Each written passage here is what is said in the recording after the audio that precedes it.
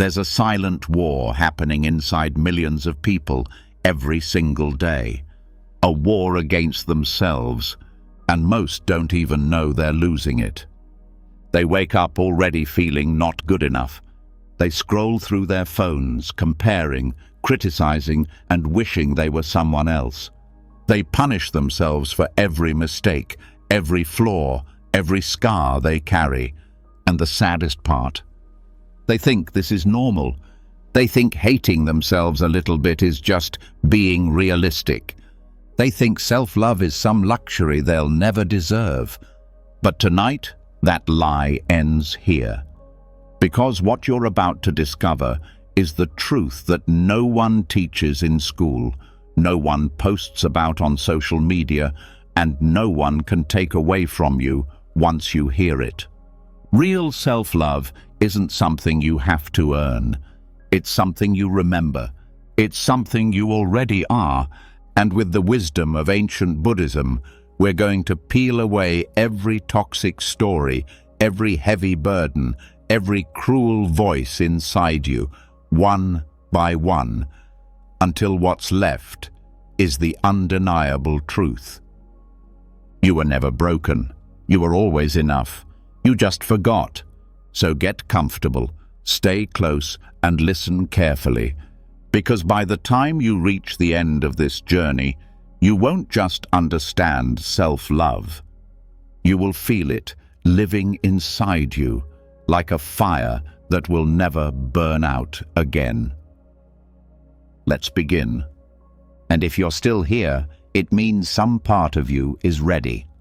Ready to stop surviving and start living with yourself differently. So let's go straight into the first doorway of real self-love, the one most people never dare to open, the mirror of kindness. There's a hidden place inside every human heart that has been waiting a very long time to be seen. Not judged, not fixed, just seen. It's the part that broke the first time love was withheld, the part that tightened up the first time shame was thrown like a stone. It's not weak, it's not wrong, it's not a mistake. It is the wounded innocence that still exists underneath every hard shell, every angry outburst, every self-destructive habit. And until this part is recognized with softness instead of criticism, until it is approached like a lost child found crying in the woods, self-love will always feel like a trick you can't figure out. The world has trained people to stand over their wounds like cruel judges, to demand explanations, to label themselves as defective for feeling pain. But Buddhism teaches another way, a radical way. Not to destroy the wounded self, not to deny it, but to sit beside it with open arms, exactly as it is, without needing it to change first. The moment you look inward and stop asking, "What's wrong with me?" and start asking, "What hurt you so badly that you had to build these defenses?" everything shifts. Self-love is not born from pride or performance. It begins the moment kindness touches the places inside you that you once decided were too broken to be forgiven. It starts when you see the trembling parts of yourself not as enemies, but as survivors of a battle you were too young to fight. No one teaches this because a world addicted to comparison profits from self-hatred.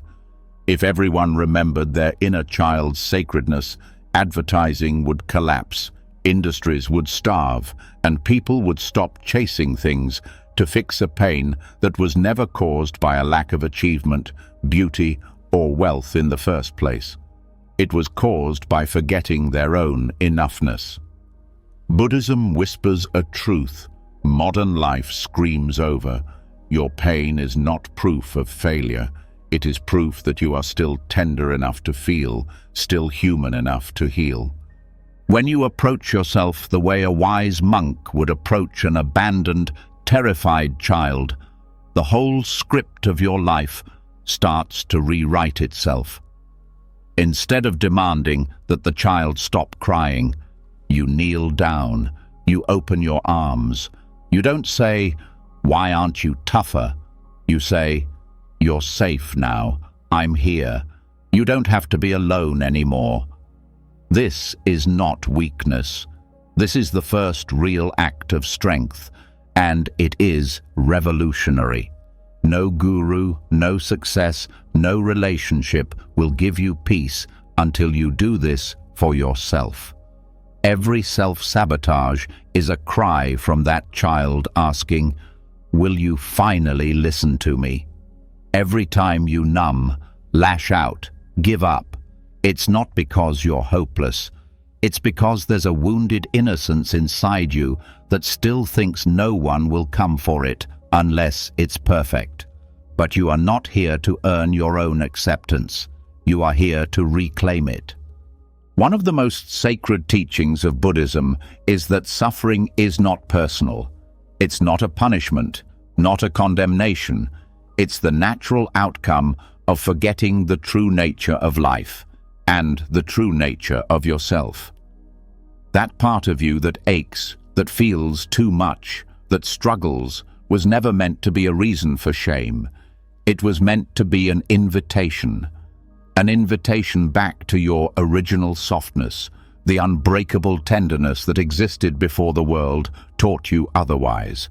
And when you meet that wounded place with kindness instead of judgment, you start undoing the karma of harshness that has been passed down for generations. You stop the cycle where it matters most, inside your own heart. Self-love begins with recognition, not repair. You don't need to fix what's hurt inside you before you deserve love.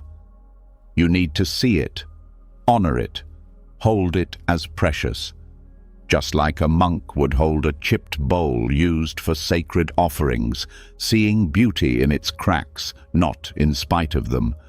Every memory that stings, every regret that burns, every insecurity that gnaws at you like a hungry ghost is another chance to practice the mirror of kindness.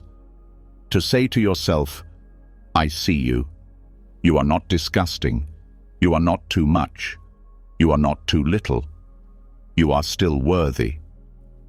Right now, without conditions, without edits, without needing to explain your wounds or perform your worth. Many people fear that if they show themselves kindness, they'll become lazy, soft, selfish. That fear is not born from truth. It's born from a world that profits off your self-rejection. In reality, the more tenderness you show yourself, the stronger you become. Kindness doesn't weaken you. It wakes up your sleeping courage. It makes you more resilient, not less. Think of the greatest healers, the ones whose compassion changes lives. Were they weak, or were they the ones who turned their own pain into a bridge for others?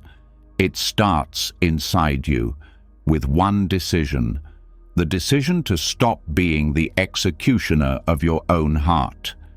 If you were to meet a child who had been bullied, beaten down, made to feel worthless, would you demand that they toughen up before you held them? Of course not. You would drop everything, rush to them, and embrace them with everything you have. So why is it so hard to offer the same to the parts of yourself that still carry those bruises? Why do you demand strength before offering safety? Real strength is offering safety first. Real healing is offering love first. That is the mirror of kindness. That is the first gateway to real self-love. When the Buddha spoke of compassion, he was not speaking only of giving it to others.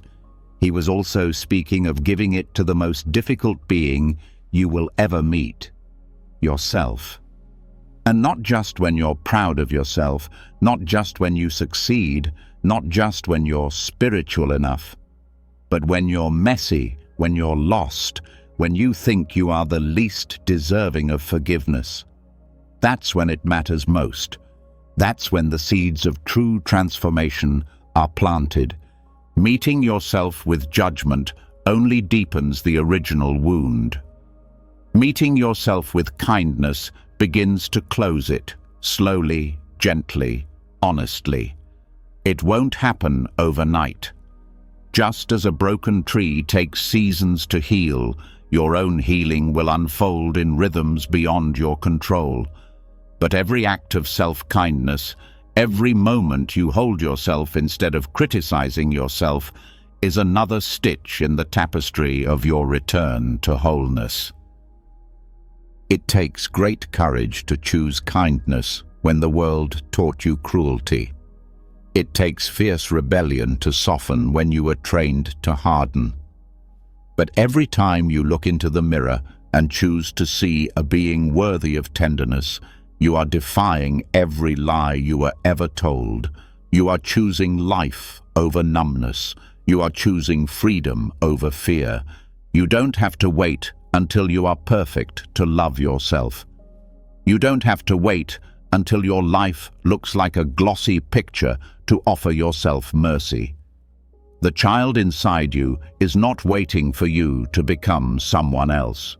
That child is waiting for you to finally say, "You are enough, exactly as you are." And when you say it, when you mean it, something ancient and beautiful begins to stir inside you. A memory, a knowing, the truth that you were never unworthy to begin with. You just forgot. This is why the mirror of kindness is not a luxury. It's not optional. It's the first and most necessary step toward reclaiming your real self. Without it, every affirmation, every meditation, every goal will feel hollow, because deep down, the part of you that's still hurting will keep asking, "Do you love me yet?" And the only answer that will ever silence that question is yes. Yes, I love you. Especially when you think you don't deserve it. Especially when you think you've failed. Especially when you don't know how to fix yourself. I love you then, most of all. Self-love is not a finish line you reach after fixing yourself. It is the soil you must plant your healing in, the water you must give your future, the air you must breathe in every day. It is not something you will achieve. It is something you must allow. And the more you allow kindness to flood the places you once rejected, the more you will see yourself not as a project to complete, but as a mystery to honor. Not as a problem to solve, but as a sacred life to protect. You are not broken, you are becoming. Hold the mirror up now. Look into it with the eyes of a mother seeing her lost child, a sage seeing a hidden jewel, a sky seeing the river reflecting its own beauty. This is the first secret of real self-love. To stop running from yourself, to stand still, to open your arms, to say, without hesitation, "Welcome home." When you finally start seeing yourself through the mirror of kindness, something old and stubborn inside you may still resist. Not because you are doing it wrong, but because guilt has a long memory. Guilt is the shadow that clings to even the smallest steps of healing. It whispers that you don't deserve forgiveness, that some things can never be washed clean. And if you don't know how to meet that guilt, it can quietly strangle your newfound self-love before it ever fully blooms. That's why the next step matters even more. You don't fight guilt by arguing with it. You don't overpower it with logic. You dissolve it. You breathe through it. You melt it from the inside out. And tonight, we learn exactly how. There is a kind of breathing that isn't about survival, but about liberation. Most people breathe only enough to stay alive, but not enough to heal. Their breaths are shallow, tight, trapped in the top of the chest like small, scared birds. And when guilt, shame, or regret show up, their breathing becomes even tighter, locking the pain deeper inside the body. Buddhism teaches that the breath is not just air, it is life itself, a bridge between the mind and the body, the past and the present. Every conscious breath is an invitation back to the truth that you are already free. But few people ever learn to accept that invitation. They stay locked in their stories of guilt, replaying old mistakes like broken records, punishing themselves for things that no longer exist, except in memory. The breath that forgives is different. It's not a thinking process. It's not about analyzing the guilt, explaining it, justifying it. It's about meeting the heaviness inside your chest with something softer, deeper, older than guilt itself. Your own living spirit. Guilt contracts, it closes, it suffocates. But the breath expands, it opens, it releases. When you meet guilt, not with more mental noise, but with quiet, steady breathing, something extraordinary starts to happen. The guilt doesn't disappear instantly. It begins to dissolve the way morning mist fades under the steady rising of the sun. No drama, no battle, just patient melting. When you sit quietly and breathe consciously, you are telling your nervous system, it is safe to let go now. You are telling the parts of yourself that still think punishment is the only way forward. You are forgiven, even if you don't believe it yet. You are offering your own body a chance to unwind the thousands of tiny knots tied by shame and regret. And you don't have to deserve it first. The breath makes no demands. It only offers. Deep breathing is like a silent act of mercy toward yourself. Each inhale is a quiet, I accept you. Each exhale is a soft, I release you. Inhale, acceptance. Exhale, forgiveness. Inhale, I am willing to stay. Exhale, I am willing to let the past leave. No rushing, no forcing. Just steady trust that your body knows how to heal if you stop standing in its way. Many people misunderstand forgiveness. They think it means pretending something didn't hurt, or letting someone else off the hook. But true forgiveness, especially toward yourself, is something far more profound. It's the recognition that carrying guilt forever does not undo the past. It only poisons the present. It is the wisdom of realizing that you can honor the lessons of your mistakes without chaining yourself to them for the rest of your life. There is a Buddhist practice called Tonglen, where you breathe in suffering and breathe out compassion. When applied inwardly, it becomes one of the most powerful medicines for guilt. You breathe in your own pain without running from it, without labeling it bad. And then you breathe out kindness, sending it first to yourself. It's not about erasing what happened, it's about transforming your relationship to it. Instead of guilt becoming a prison, it becomes a doorway into deeper understanding, into deeper tenderness toward your own fragile, beautiful humanity. When you breathe consciously, you stop recycling the same old stories in your mind. You step out of the spinning wheel of blame and punishment. You step into the living moment where guilt cannot survive. Guilt lives in memory. Healing lives in presence. The more you breathe fully into now, the less power guilt has over you. At first, guilt may scream louder. It may try to convince you that you are betraying something by letting it go, that you are abandoning your responsibility, that you are being naive. But these are the last cries of a ghost losing its grip. The more you breathe, the less you argue, the more you stay gentle and steady, the fainter those voices become, until one day they are just background noise, like a distant radio playing a song you no longer dance to. And here's the quiet truth most people never learn. Guilt is not a proof of goodness. Living in shame does not make you noble. It makes you disappear from your own life.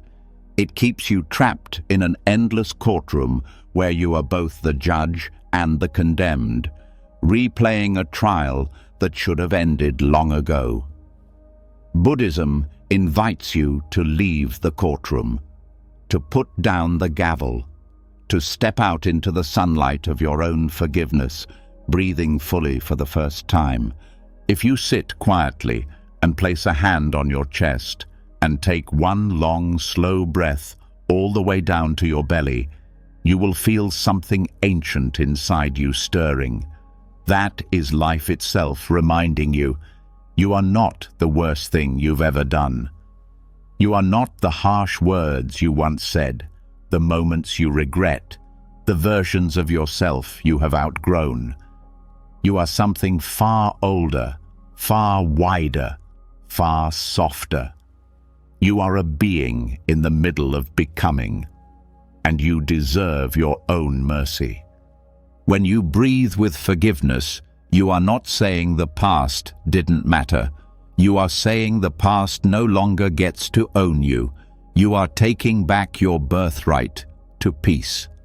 You are making an offering to yourself, the offering of unconditional acceptance, here and now, breath by breath.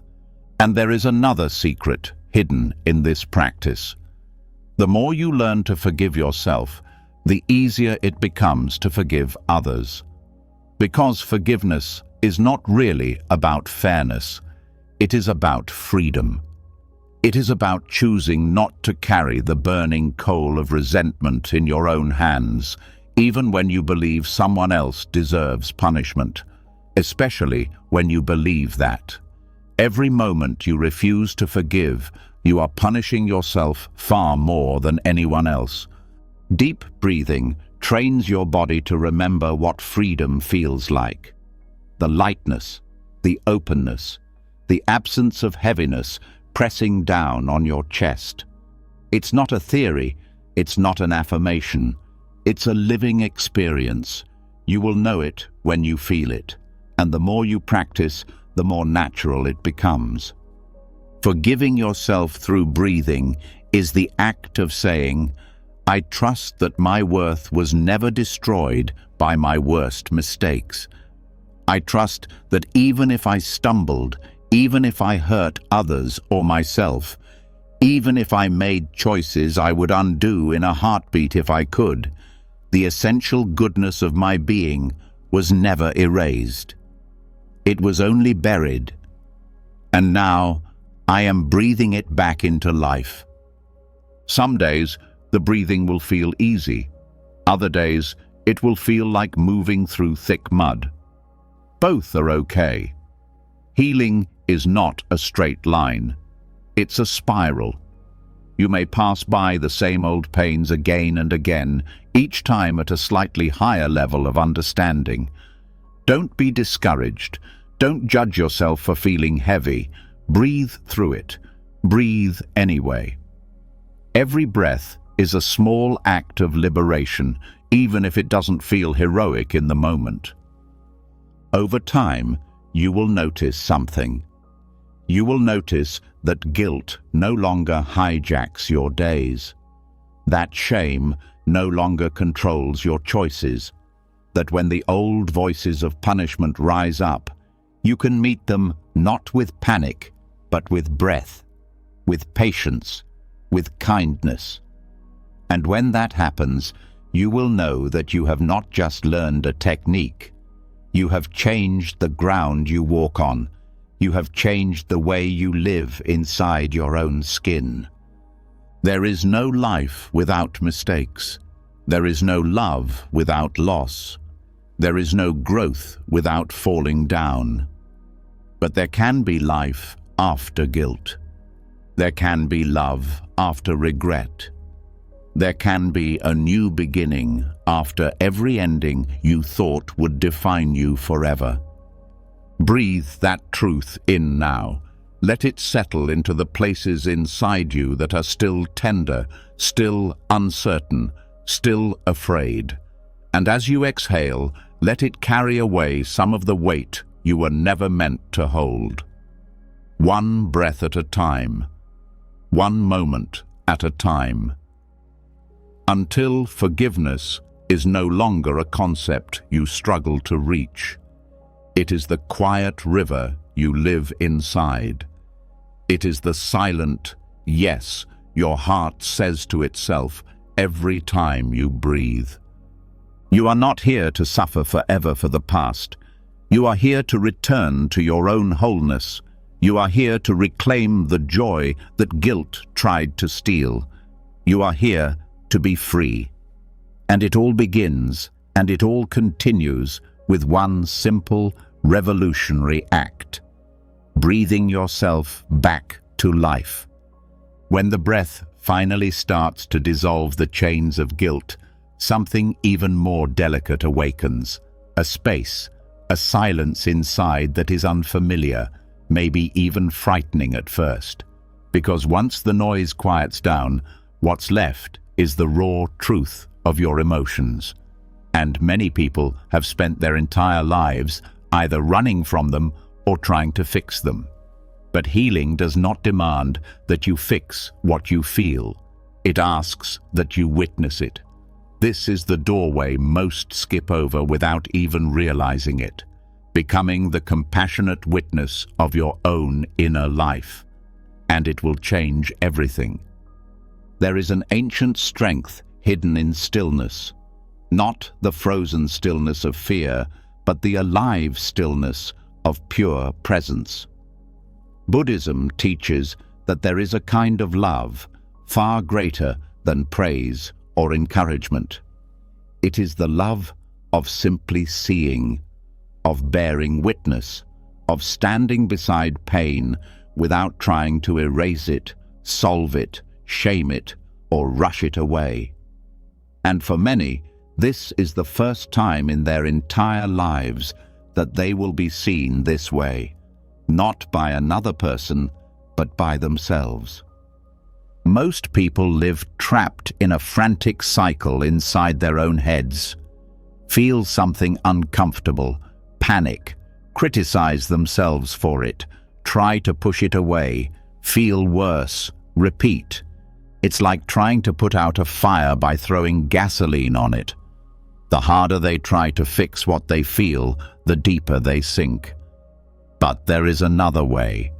When you step back and become the observer, you break the cycle without violence. You don't have to argue with your emotions. You don't have to beat them into submission. You just have to notice them, without commentary, without attack, without turning them into villains. The compassionate witness inside you is like a wise old tree watching a storm pass through its branches. The tree does not curse the rain. It does not snap its own limbs in frustration. It simply holds space. It bends when it needs to. It stands firm when it can. It lets the storm pass through without losing its own rootedness. And that is what your heart is learning to do. When sadness rises, you don't have to label it bad. You don't have to label yourself broken. You can simply say, sadness is here. When anger surges, you don't have to panic and bury it or explode and regret it. You can simply say, anger is passing through. When fear clutches at your chest, you don't have to shame yourself for being weak.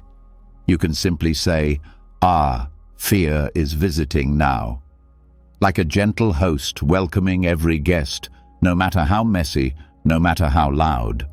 The miracle hidden inside this practice is that feelings lose their power to control you the moment you stop fighting them. They peak, they pass, they dissolve, without being forced, without being denied, without wrecking you. The energy you used to spend suppressing or dramatizing your emotions becomes available again, available for healing, for presence, for real living. But this witnessing has to come with compassion. It is not cold surveillance. It is not detached indifference. It is the warmth of saying to yourself, "You are allowed to feel this." It is the quiet voice inside that says, "You are not wrong for being human." And every time you offer yourself that kind of witnessing, you are building a new foundation of self-trust, one that doesn't collapse when life gets messy. Most people were taught to police their emotions instead of understanding them. Don't cry. Don't get angry. Don't be scared. As if feelings were failures, as if being affected by life was something shameful. But Buddhism teaches that being deeply affected is not a flaw. It is part of being awake. The awakened heart feels it all, the sorrow and the joy, the fear and the courage, the despair and the wonder. And it welcomes it all without trying to amputate half of the human experience. You are not here to become a robot who only feels what's convenient. You are here to become a vast, living space where all of life can flow through you without breaking you. Every emotion that arises inside you is like a traveler knocking on your door. You don't have to let them move in forever, but you do have to acknowledge their presence. Ignoring them or attacking them only makes them louder, more desperate for your attention. When you witness yourself compassionately, you also start to see the difference between pain and suffering. Pain is inevitable. Suffering is what happens when you refuse to let yourself feel the pain.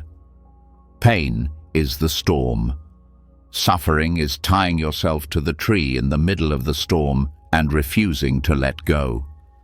Witnessing allows the pain to pass through you without becoming your identity.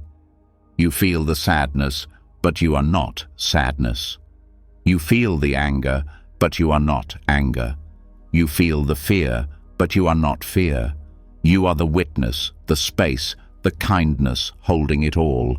This shift from identification to observation is subtle but revolutionary. It means you can go through hard moments without being shattered by them. It means you can feel lost without believing you are lost. It means you can weep without believing you are weak. The storm passes, the tree remains. Compassionate witnessing also transforms the way you respond to yourself during setbacks. Instead of criticizing yourself for not being healed enough, wise enough, calm enough, you can simply notice your struggle and say, "This is hard," not as judgment, as truth. And by naming it with kindness instead of cruelty, you offer yourself the exact medicine you always needed, the permission to be exactly where you are without shame. There is no timeline for healing. There is no race. There is no prize for reaching some imaginary finish line.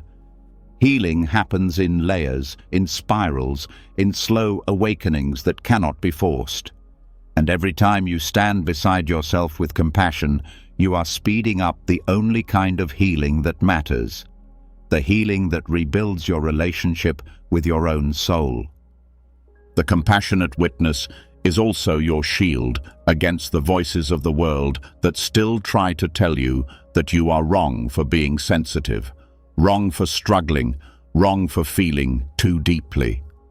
When you have built the muscle of gentle observation, you no longer need the world's permission to exist. You know inside yourself that your feelings are not obstacles. They are bridges. They are not weaknesses. They are doorways to understanding, to empathy, to wisdom. And perhaps the most beautiful thing about cultivating the witness inside you is that it ripples outward. The more compassion you offer your own emotions, the more compassion you have for others. You stop needing to control how other people feel. You stop needing them to be perfect so you can feel safe. You start holding space for them the way you learned to hold space for yourself. And in doing so, you become a source of peace in a world desperate for it. But none of that is possible until you do it for yourself first. Until you turn inward, sit quietly, and say to whatever rises, "I see you. You are allowed to be here. You are not alone." No fixing, no scolding, no rushing, just presence, just breath, just the steady, unwavering kindness of a heart that is learning to stay. When storms of emotion come, and they will, you will not always feel ready. You will not always feel brave, but you can always be willing. Willing to sit, willing to stay, willing to witness. And that willingness will carry you farther than any technique, any affirmation, any desperate search for a solution. Self-love is not built through perfection. It is built through presence, through the small, ordinary, brave act of staying with yourself exactly as you are. No edits, no apologies, no masks. Just the raw, living truth of being human, seen, honored, and loved by the only person who can never abandon you, yourself. Tonight, as you listen, you are already practicing. Every breath you take, every feeling you allow without judgment, every moment you stay with yourself when it would be easier to run away, you are weaving a new pattern into your life, a pattern of trust, a pattern of kindness, a pattern of deep, unshakable love. And this is how you become whole, not by chasing some future version of yourself, but by witnessing the version that stands here now, messy, beautiful, hurting, healing, and offering it the blessing it has been waiting for all along, your own unconditional presence. Once you learn how to witness yourself without rushing to fix what you feel, a new kind of silence starts to grow inside you. Not an empty silence, but a full one. A silence full of life, of breathing space, of unexpected tenderness. And if you listen closely, you'll hear an old, heavy belief still rattling quietly in the background. A belief that most people have carried for so long, they mistake it for the truth itself. The belief that love must be earned, that being alive is not enough, that worthiness has to be proven. This belief is the invisible cage around most hearts. Tonight, we are going to tear it down. There's a harsh story stitched into the fabric of modern life, repeated so often it sounds like common sense. Be good enough and you'll be loved. Achieve enough and you'll be valued. Perform enough and you'll be safe. Fail and you lose it all. It's a brutal contract, written in invisible ink, signed in childhood without ever agreeing to it. And unless you recognize it for the lie it is, you will spend your whole life sprinting on a treadmill that never stops, convinced that somewhere just ahead, if you run hard enough, love will finally be waiting. But it never is, because love was never meant to be earned. Love was meant to be remembered. Buddhism does not teach that you must earn your right to exist. It does not say you have to accumulate virtues like trophies to deserve your own tenderness. It points to something far simpler, far more radical. Your existence itself is enough. Your being, breathing, feeling, living is already a miracle. You were never meant to perform worthiness like a circus act. You were meant to awaken to it, like opening your eyes after a long sleep. The myth of deservingness teaches that mistakes make you unworthy, that weakness makes you undeserving, that failure makes you unlovable. But these are the illusions of a world obsessed with conditions. In truth, your worth has never fluctuated. It does not rise and fall with your successes or your failures. It is as steady as the sun behind the clouds, untouched by storms, untouched by seasons. Every time you tell yourself, "I'll love myself when I lose the weight, when I fix my temper, when I become more successful, when I stop making mistakes," you are placing love on a horizon that keeps moving farther away. And no matter how fast you run, you will never catch it, because the problem was never speed. It was direction. Love does not live in the future. It lives here, now, in this breath, in this heartbeat, in this messy, miraculous moment. Dismantling the belief that you must earn love is not easy. It goes against everything you've been taught. It feels reckless at first, dangerous even, like you are giving up the only thing that kept you moving forward. But what you are giving up is not growth. You are giving up the whip you have been using to drive yourself. Growth still happens without cruelty. Evolution still happens without shame. In fact, it happens better, because when you stop relating to yourself as a project that needs fixing, you finally create the safety necessary for real transformation to unfold. Think of a child learning to walk. They stumble, they fall, they cry. No one sane stands over them shouting, "You're worthless until you can run a marathon."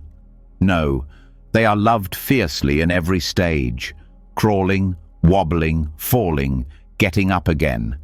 Their worth is never questioned. It is obvious, visible in every clumsy, beautiful step. Somewhere along the way, you forgot you are still that child.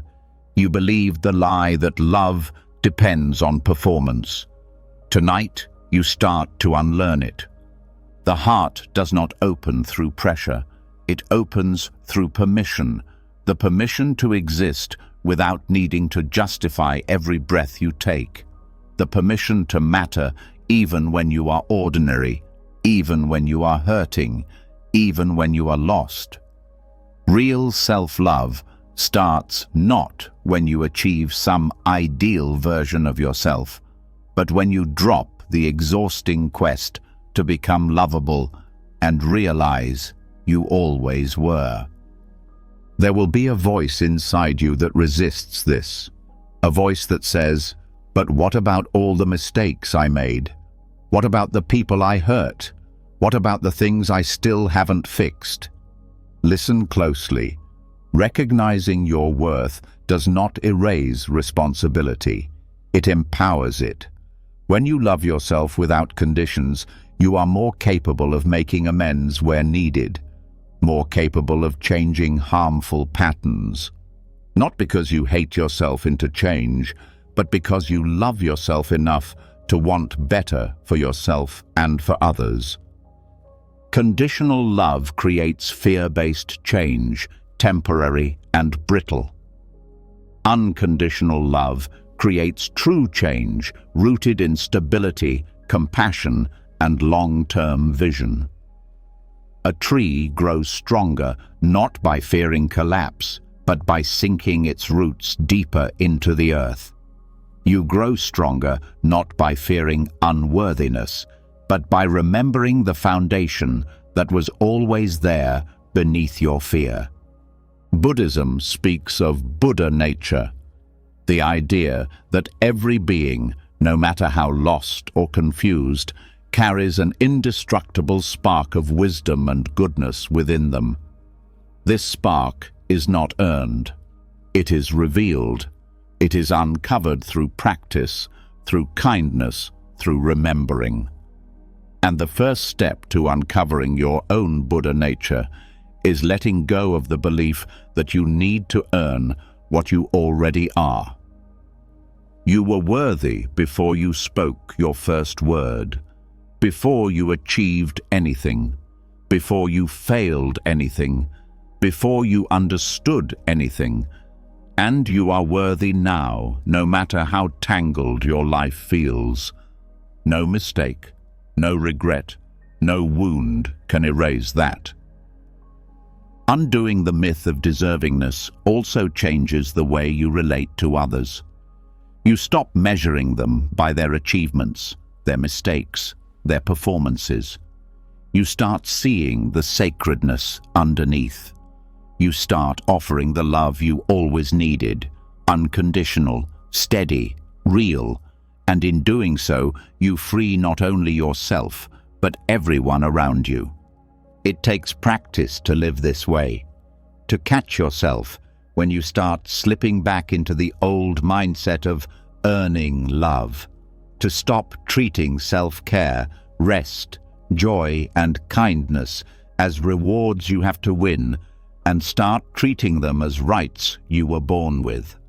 It takes practice to hear the voice that says, "You don't deserve this yet," and answer back, "I don't have to deserve it. I already am it." You will forget sometimes. You will fall back into the chase. That's okay. Every time you remember again, you are carving a new path through the dense forest of old conditioning. Every time you turn toward yourself with love without waiting for permission, you are planting seeds of freedom that will bloom for the rest of your life. You are not here to win love like a trophy. You are here to embody love like a river, flowing, generous, free. You are not here to perform your worth. You are here to live your truth. You are not here to chase approval like a starving animal. You are here to remember that you have always been enough, exactly as you are. The next time you catch yourself thinking, "I'll feel better about myself when..." Stop, breathe, look around. Let the ground under your feet remind you you are already standing on sacred earth. Let your own heartbeat remind you you are already part of something vast and precious beyond understanding. Let your own breath remind you you do not have to earn your place here. You never did. This is not permission to stagnate. This is permission to grow from love instead of from fear. To move toward your highest self, not because you are terrified of being unworthy, but because you are excited to express the fullness of who you already are. That is the only sustainable fuel for a life of true joy. The myth of deservingness is one of the deepest poisons inside the human spirit, and dismantling it will take time, patience, courage. But every step you take away from that old lie and toward the truth of your unconditional worth is a revolution. It is a rejection of everything that ever tried to convince you that you had to earn your right to breathe, to hope, to dream, to love. You are not a product to be polished until acceptable. You are not a mistake that needs constant correction. You are a living, breathing miracle still unfolding. You are the sky. The clouds passing through are just stories. Stories you can watch. Stories you can let go. Tonight, as you rest, let your whole being soak in this truth. Let it sink into your bones. You do not have to earn rest. You do not have to earn peace. You do not have to earn love. You are allowed to have it. You were allowed all along.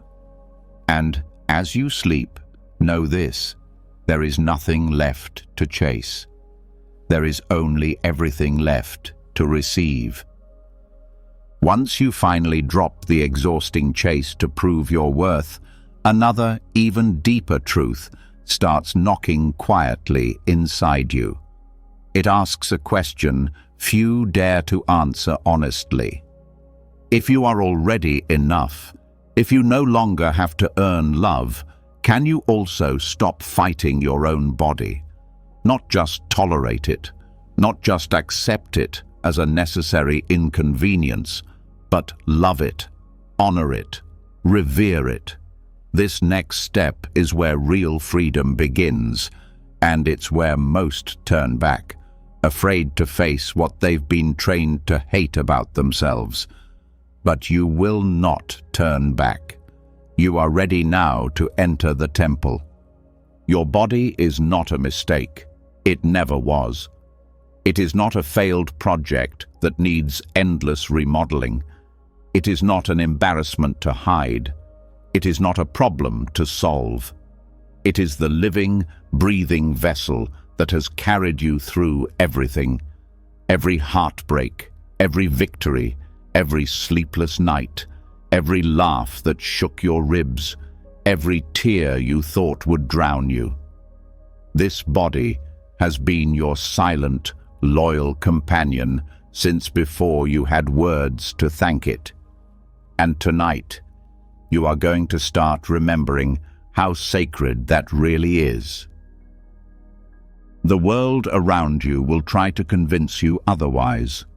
It will scream that your body must meet impossible standards before it deserves admiration. It will flood you with images of manufactured perfection. It will profit from your self-loathing. But Buddhism teaches that true seeing, true wisdom, pierces through the illusion. True seeing recognizes that aging is not decay, that scars are not shame, that weight, wrinkles, marks, asymmetries, all the so-called flaws, they are not accidents. They are stories written into your skin by life itself. They are the living history of your becoming. To love your body as it is, you must first unlearn the brutal way you have been taught to look at it. You must put down the weapons of comparison, the poisons of judgment, the endless measuring and punishing. You must remember how a monk treats a temple, not by demanding it be shinier, newer, flashier, but by tending to it with quiet reverence, sweeping its floors, repairing its cracks, bowing in gratitude for the space it holds. Your body is not an enemy to conquer. It is not a project to perfect. It is a sacred space, a field of miracles that asks only for respect. Every cell is a universe. Every breath is a prayer. Every step is a small act of creation. Your heart beats without being asked. Your lungs expand without demanding reward. Your eyes take in the beauty of the world without needing applause. How dare anyone tell you that this temple is not already holy? Going beyond acceptance into reverence means changing the way you speak to yourself, not with empty flattery, but with truth. Instead of saying, "I guess I have to accept my flaws," you say, "This body is a sacred witness to 1,000 victories I once thought I wouldn't survive." Instead of saying, "I'll love myself when I look different," you say, "I love this body because it stayed, because it carried me through pain I thought would destroy me." You stop seeing your reflection as a problem to fix and start seeing it as a living altar to the life you have fought so hard to live. There is profound power in loving a body that the world has taught you to hate. It is an act of rebellion against a system that profits from your insecurity. It is a return to a wisdom older than any magazine cover or cruel advertisement. It is a remembering that the body is not a decoration. It is a carrier of spirit, a bridge between earth and sky, a home for consciousness to dance in, a miracle wearing skin. Buddhism reminds us again and again that form is emptiness, and emptiness is form. Your body is not just flesh and bone, it is the dynamic expression of life itself. It is made of the same elements as the stars, the rivers, the mountains. When you criticize your body, you are not criticizing a thing. You are criticizing a miracle you have not yet fully understood. And here's a secret the beauty industry will never tell you. No one has ever hated themselves into feeling beautiful. No one has ever shamed their body into feeling free. True radiance is not a shape. It is not a number. It is not a wrinkle-free face or a sculpted silhouette. True radiance is the glow of someone who is no longer at war with themselves. It is the soft, magnetic peace of someone who has made a home inside their own skin. You do not need to wait until your body changes to offer it the love it has always deserved. Love it now, exactly as it is. Love it when it aches. Love it when it feels heavy. Love it when it feels strange. Love it when it surprises you with strength you didn't know you had.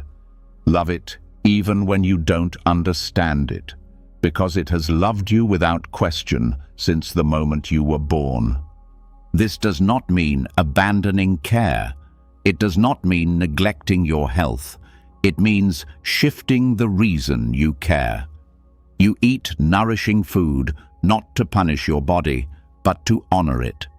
You move not to force it into a shape, but to celebrate its capacity for movement. You rest not because you are weak, but because you are wise enough to listen to what the temple needs. There will be days when it feels hard, days when old voices creep back in, whispering criticisms, pointing out flaws. That's okay. You don't have to fight them with anger. You meet them with presence. You meet them with the quiet, steady voice inside you that says, "This body is sacred ground. I will not desecrate it with shame." You remember that every wrinkle is proof that you laughed and cried and lived. That every scar is proof that you healed. That every stretch mark is proof that you grew. That every pound gained or lost is proof that you adapted to survive. Your body is a living record of courage. When you bow to your body instead of cursing it, you step into a kind of power that cannot be taken away. You no longer need external validation to feel beautiful. You no longer need to shrink yourself to be acceptable. You no longer need to hide. You walk through the world with the quiet strength of someone who knows they are already enough, not because someone else said so, but because you have seen it with your own eyes. And in loving your body as it is, you also open the door to deeper compassion for others. You stop judging them by their appearances. You stop assuming their worth is tied to how they look. You start seeing their bodies, too, as sacred temples, carrying hidden histories you may never fully understand.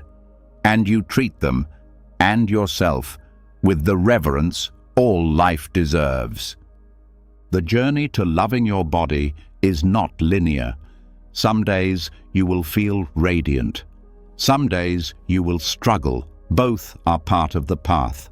What matters is that you keep walking it. What matters is that you refuse to turn your own temple into a battlefield again. What matters is that you choose over and over to stand on the side of love. Tonight, as you breathe, let your body be enough. Let your heartbeat be enough. Let your breath be enough. Place your hands gently over your chest and thank this body for staying, for carrying you, for enduring every burden you placed on it without asking for anything in return.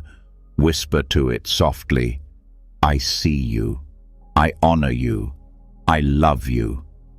And know that every word is a thread weaving you back into wholeness.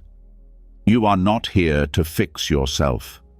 You are here to remember the sacredness you forgot. You are here to return to the temple you have always lived in. And you are here, finally, to bless it with the love it always deserved.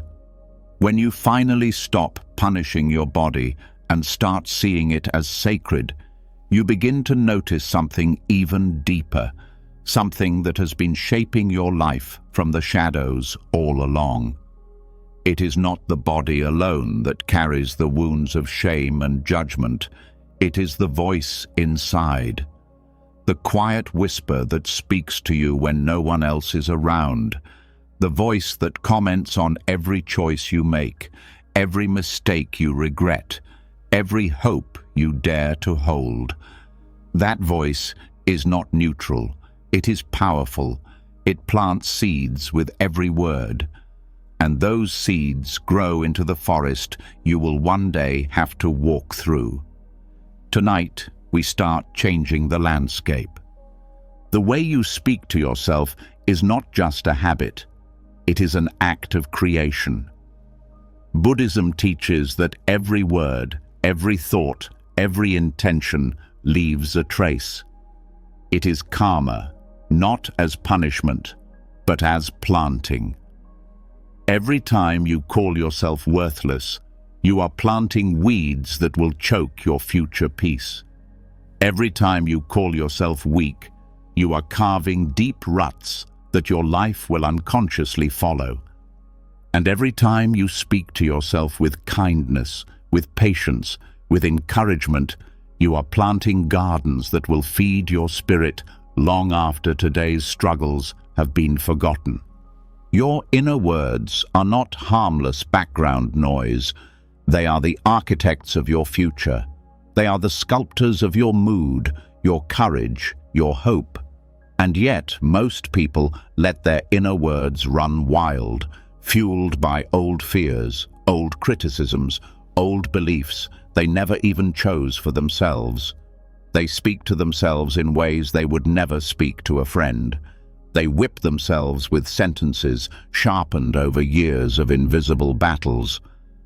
And then they wonder why peace feels so far away. Tonight, you are going to start listening more carefully, not with judgment, not with panic, but with curiosity. What are you planting with your inner voice? What kind of forest are you building inside your mind? Is it a place where your spirit can rest, grow, and thrive? Or is it a thorny, tangled prison where you are your own jailer? Changing your self-talk is not about repeating shallow affirmations you don't believe. It's about seeing clearly. It's about noticing the hidden assumptions underneath your thoughts. It's about interrupting the autopilot of cruelty you have been taught to call normal. It's about choosing again and again to plant seeds that nourish instead of seeds that poison. When a harsh inner voice rises up, "You're such a failure. You're never going to change. You always mess things up." Don't try to argue with it at first. Just notice it. Witness it the way a monk watches a cloud pass across the sky. See how old it feels. See how heavy it sounds. Realize it is not the voice of truth. It is the echo of every wound you never deserved. Once you notice it, you can begin to change it. Gently, persistently, like pulling weeds, not with rage, but with steady hands. You catch the harsh voice and you respond with something different, something kinder, something more true. You do not pretend the pain isn't there. You simply refuse to keep feeding it. Instead of, "I'm a failure," you say, "I'm learning, and that takes courage." Instead of, "I'll never change," you say, "I am changing, even when it feels slow." Instead of, "I always mess things up," you say, "I am doing my best, and that is enough for today." You are not lying to yourself. You are telling a deeper truth, a truth that leaves space for imperfection, for growth, for humanity, a truth that waters the seeds of self-respect and hope instead of pouring acid on them. Buddhism teaches that what you frequently think about, you become. Your mind is like a field. If you plant thorns, you will walk through thorns. If you plant flowers, you will walk through flowers. But the mind does not care what you plant. It will grow whatever seeds you choose. This is both the danger and the opportunity. Most people do not realize that every insult they repeat to themselves becomes a little heavier to carry. That every harsh word they breathe into their own chest becomes another thread in the net that keeps them trapped. Freedom is not found in external achievements. It is found in the invisible decision to start speaking differently inside your own head. And when you commit to this change, when you start planting different seeds, you won't see the results overnight. Just like a garden, the first signs of life are hidden underground. You keep speaking with patience even when it feels silly. You keep choosing kindness even when cruelty feels more familiar. You keep pulling out the old weeds even when you are tired. And one day, quietly, without fanfare, you notice something different. You catch yourself feeling calm where you used to feel panic. You hear your inner voice offering encouragement instead of criticism. You find yourself walking through the forest of your own mind without fear. This is not a small change. It is the foundation of everything. Your destiny is not written in stone. It is written in the words you speak to yourself when no one is listening. There will be days when the old voices are louder. Days when your self-talk slips back into old patterns of fear and judgment. That's normal. It does not mean you are failing. It means you are human. It means the forest is still growing. It means you are still learning which seeds to nourish and which to starve. On those days, do not panic. Do not give up. Simply notice. Simply breathe. Simply return to the gentle discipline of choosing your words with care. Every word matters. Every thought matters. Every moment you catch yourself slipping and choose a kinder thought instead, you are changing the soil of your life. You are not here to be perfect at this. You are here to be patient. You are here to be persistent. You are here to become the loving gardener of your own mind, pulling weeds without anger, planting flowers without haste, trusting that the roots are growing even when you cannot see them yet. And here's a secret most people miss. The kinder you are to yourself, the stronger you become. Not weaker, stronger. Because when your inner voice becomes your ally instead of your enemy, you no longer waste precious energy fighting yourself. You have that energy available for healing, for growing, for dreaming bigger than you ever thought possible. The karma of inner words is not abstract. It is immediate. It is cumulative. It is powerful beyond measure. Every time you tell yourself, "I am doing my best," you are planting resilience. Every time you tell yourself, "It's okay to rest," you are planting sustainability. Every time you tell yourself, "I deserve love," you are planting the roots of unshakable peace. You are not stuck with the inner landscape you inherited. You are not doomed to live inside the echoes of other people's cruelty. You have the power to become the architect of a different future. Not by forcing yourself to think only positive thoughts, but by gently, steadily replacing the language of fear with the language of love. And as your inner words change, so will your life. Slowly at first, then with breathtaking speed. You will notice opportunities where you once saw only obstacles. You will feel courage where you once felt only hesitation. You will begin to trust that you are allowed to exist fully, even with your flaws, even with your fears, even with your unfinishedness. Because the forest inside you is always listening. And tonight, you are planting something new, something beautiful, something that will grow taller and stronger and wilder than you can even imagine yet. All because you chose, in 1,000 small invisible moments, to speak to yourself as if you were worthy, because you are. You always were. And now, finally, you are learning how to say it to yourself and believe it. As your inner voice becomes softer, stronger, and more rooted in kindness, something even deeper begins to surface. Old echoes, quiet regrets, moments when you abandoned yourself, when you stayed silent instead of speaking your truth, when you ignored your own needs to please others, when you looked away from your own pain to avoid discomfort.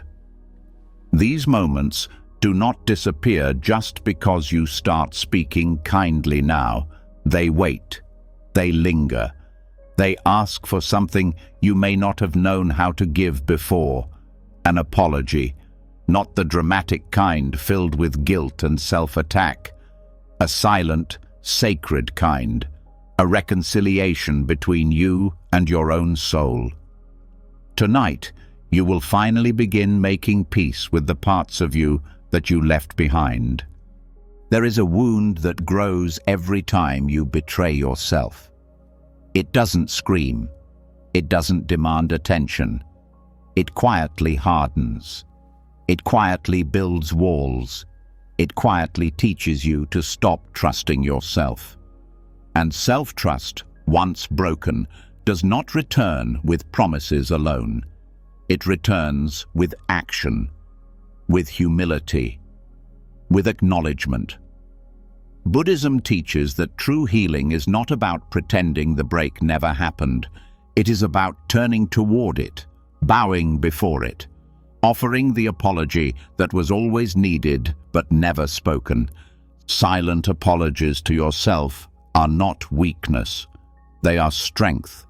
They are the courageous act of taking responsibility without punishment, of recognizing where you abandoned your own truth and instead of whipping yourself for it, kneeling beside that wound and whispering, "I'm sorry I left you. I'm here now." The moments you betrayed yourself were not because you were evil or broken or stupid. They were survival strategies. You stayed silent to avoid rejection. You hid your truth to feel safe. You abandoned your needs because somewhere deep inside you were taught that your needs didn't matter. This is not about blame. This is about understanding. And from understanding, real forgiveness can bloom. The silent apology practice is simple, but not easy. You sit quietly. You breathe. You remember a moment, any moment, when you felt that sharp little pain inside, the one that said, "This isn't right," and you ignored it anyway. Not to punish yourself, not to spiral into shame, but to honor the wound with presence. And when that memory rises, instead of analyzing it, instead of judging it, you place your hand over your heart and you say internally, "I'm sorry. I see you now. You didn't deserve to be abandoned. I will not abandon you again." No drama, No self-attack, just honesty, just care. Some wounds will rise quickly, some will resist being seen, some will feel too raw, too tangled in old shame. That's okay. You do not have to force anything. Healing is not about digging. It's about creating the conditions where what needs to be healed feels safe enough to surface. And when it does, you stay. You do not run. You do not numb. You stay. You offer the silent apology without conditions, without buts, without trying to justify why you had to betray yourself. You simply acknowledge it. You let yourself feel the sadness of it. You let yourself breathe through the ache of it. And in doing so, you begin to reweave the fragile threads of trust inside your own heart. Self-betrayal leaves deep marks because it teaches you that you are not safe with yourself. It teaches you that even you cannot be trusted to protect your truth. And that loss of safety seeps into everything: your relationships, your choices, your dreams. Silent apologies begin the slow, beautiful work of stitching safety back together. You do not heal self-betrayal by punishing yourself harder. You heal it by returning to the place where you first abandoned yourself and choosing differently now. By standing with yourself when you once walked away. By listening where you once silenced. By believing yourself where you once doubted. And here's a truth most people never learn. The more silent apologies you offer yourself, the more naturally you will start acting differently. Not because you force it, but because you no longer want to abandon yourself again. You no longer want to feel that ache of self-abandonment. You choose differently because you love differently, because you trust differently. Silent apologies also free you from the endless cycle of seeking apologies from others.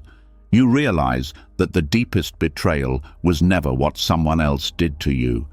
It was what you were taught to do to yourself in response.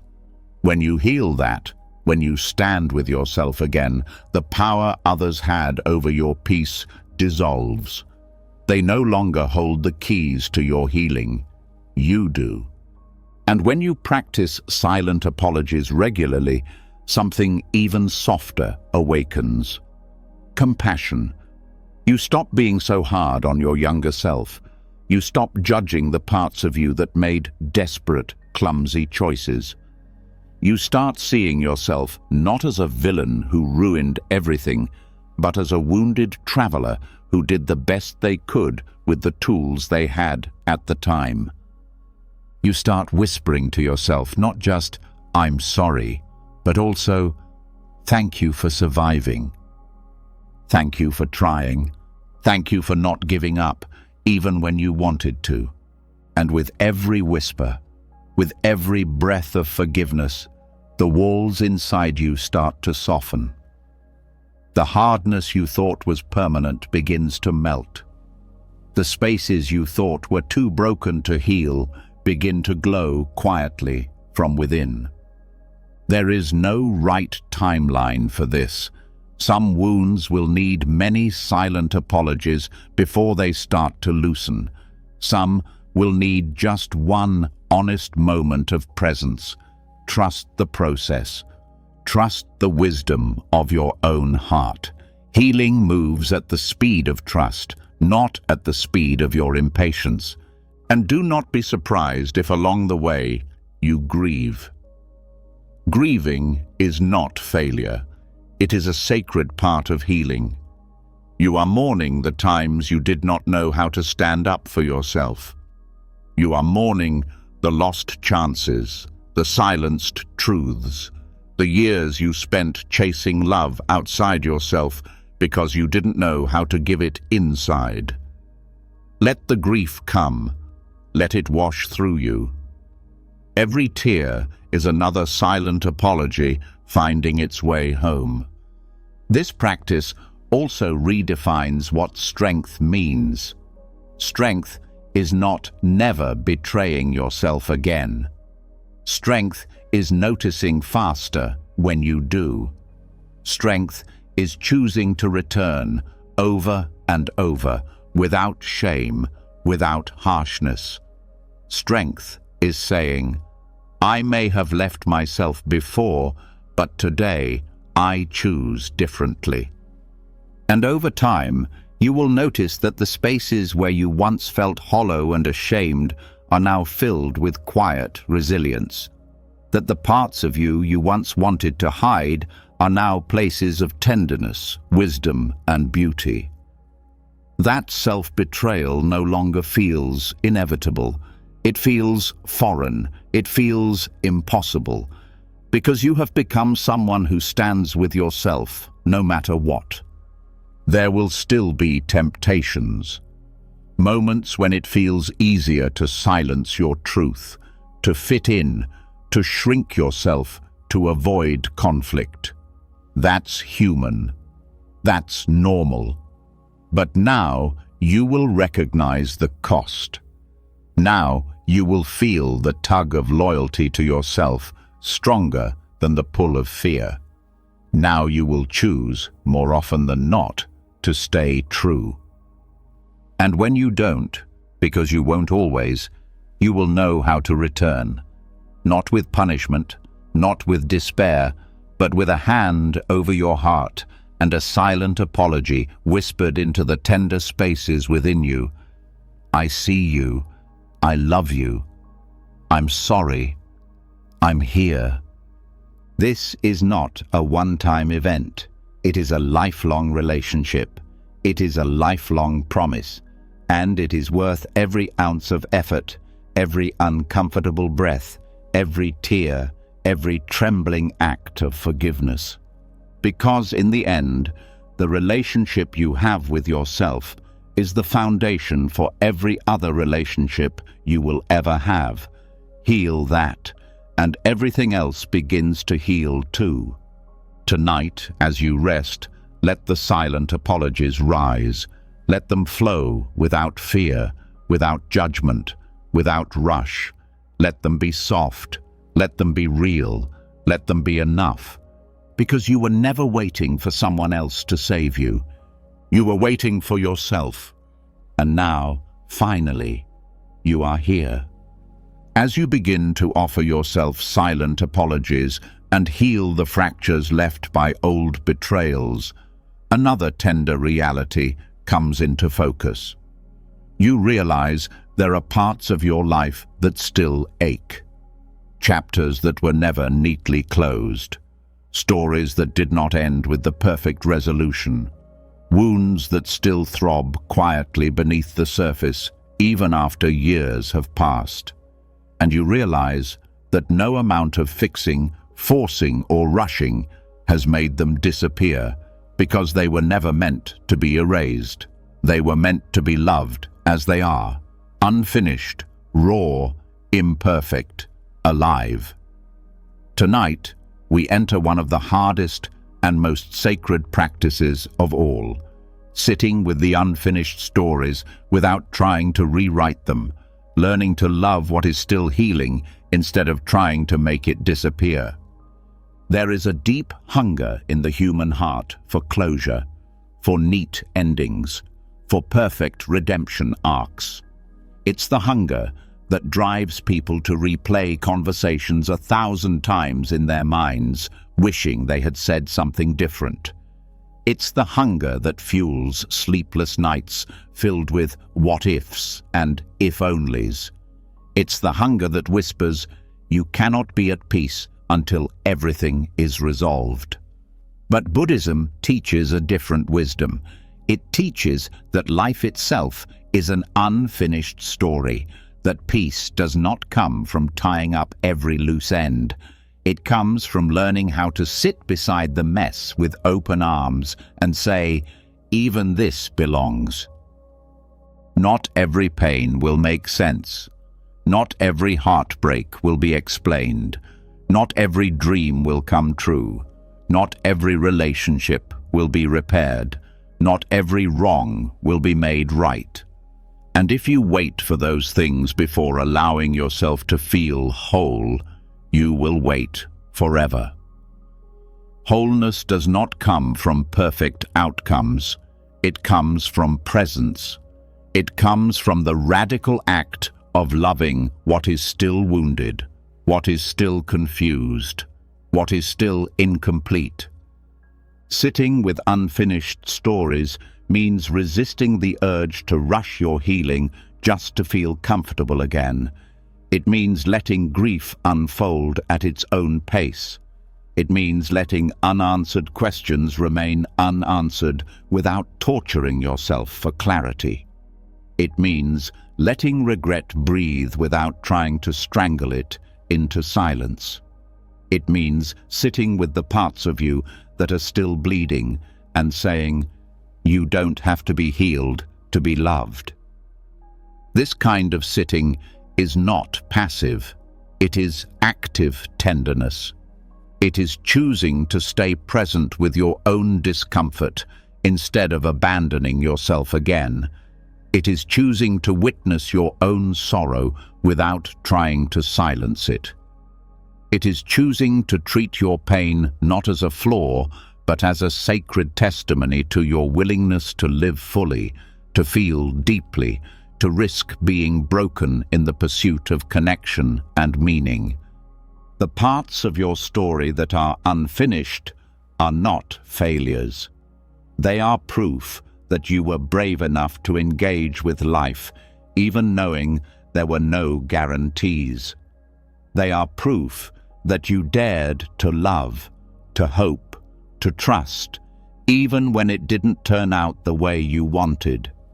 They are proof that your heart was never small or shallow. It was wide enough to risk breaking. Buddhism often speaks of the lotus that grows from the mud, but it rarely promises that the mud will disappear. The lotus rises, brilliant and whole, because of the mud, not despite it. Your unfinished stories are the mud. The messy, murky, painful places where your deepest beauty is born. To sit with them without trying to clean them up is to allow the lotus of your own spirit to bloom. There is a quiet dignity in refusing to rush your own becoming, a strength in saying, "I can love myself here, even if this story never resolves the way I hoped." A wisdom in knowing that some healing does not look like closure. It looks like continuing to live with an open heart even while carrying scars. You may find yourself tempted to minimize your unfinished stories, to tell yourself they don't matter, to bury them under distraction or denial. But the parts of you that still ache do not need to be erased. They need to be witnessed. They need to be honored. They need to be given a seat at the table of your life, not hidden in the attic of your mind. Sitting with unfinished stories also means recognizing that healing is not linear. Some days you will feel free, light, almost untouched by the old pain. Other days, the ache will flare up as if no time has passed at all. Neither state means you are failing. Healing moves in spirals, not straight lines. Every revisit is an opportunity to sit more deeply, to love more fully, to stay more bravely. And here's a truth the world rarely speaks. It is not the people who have closed every chapter perfectly who are the most alive. It is the people who have learned to carry their open wounds with grace. It is the people who have accepted that life is a series of beginnings, middles, and not always endings. It is the people who can sit in the mystery without needing to solve it. When you practice sitting with your unfinished stories, you stop needing to force yourself into artificial narratives of triumph. You stop needing to pretend that everything happens for a reason you can immediately understand. You stop needing to package your pain into something palatable for others. You allow your story to be as messy, as tender, as incomplete as it is, and you love it there. This practice also invites a profound humility. It reminds you that you are not the sole author of your life, that some stories remain open because they were never yours alone to close. That forgiveness sometimes happens silently, long after words are possible. That understanding sometimes blooms years after confusion first rooted itself. That love sometimes lingers even after goodbye. You are not weak because you have unfinished stories. You are human. You are courageous for choosing to stay connected to your own heart, even when it hurts. You are wise for recognizing that some questions will echo unanswered and that your worth does not depend on silencing them. Tonight, as you breathe, let yourself sit with whatever is still aching. Let yourself hold the stories that do not have tidy endings. Let yourself love the parts of your life that feel unresolved. Whisper to them, not with impatience, but with tenderness. You are not a mistake. You are part of my sacred becoming. And trust, even if you cannot see it yet, that sitting with your unfinished stories is shaping you into someone softer, stronger, deeper than you could ever have become if everything had gone exactly as you once planned. You are not broken because your healing is incomplete. You are beautiful because you are willing to keep loving yourself through every unfinished chapter. You are the story still being written, and that is more than enough. When you finally learn to sit beside your own unfinished stories without trying to erase them, something inside you grows quieter, stronger, more unbreakable. You stop looking for neat endings. You stop waiting for permission to feel whole. You start trusting your own unfolding. But with this new clarity comes a hard, burning truth. You start seeing how much of the world you were born into was designed to make you hate yourself. You start noticing how often self-doubt, self-criticism, and endless comparison are sold as normal ways of living. And you realize something that changes everything. Loving yourself in a world that profits from your self-hatred is not weakness. It is rebellion. It is spiritual defiance. It is one of the most powerful acts you can ever commit. From the moment most people are old enough to understand words, they are fed messages that they are not enough. Not pretty enough, not smart enough, not thin enough, not successful enough, not good enough. Every commercial, every magazine cover, every whisper of comparison carries the same poisonous seed. You are lacking. Fix yourself. Then maybe you'll be worthy. And the tragedy is that millions of people spend their whole lives trying to earn a love they were told they didn't deserve without perfection. They chase products, titles, approval, all trying to fill a hole that was never real in the first place. But Buddhism teaches a different way. It teaches that your original nature was never broken. It was only hidden, covered over by fear, shame, conditioning. Your task is not to become worthy. Your task is to remember that you always were. Self-compassion in a world built to keep you endlessly striving and ashamed is an act of silent rebellion. When you look at yourself, not your curated self, not your polished self, but your raw, messy, aching, real self, and say, I love you exactly as you are. You are defying every system that profits from your insecurity. You are stepping out of the endless hunger for validation. You are refusing to let the world's sickness take root in your heart. And make no mistake, systems that thrive on comparison and inadequacy are not neutral. They are powerful. They are relentless. They will try to pull you back every single day. They will offer you 1,000 tiny bargains.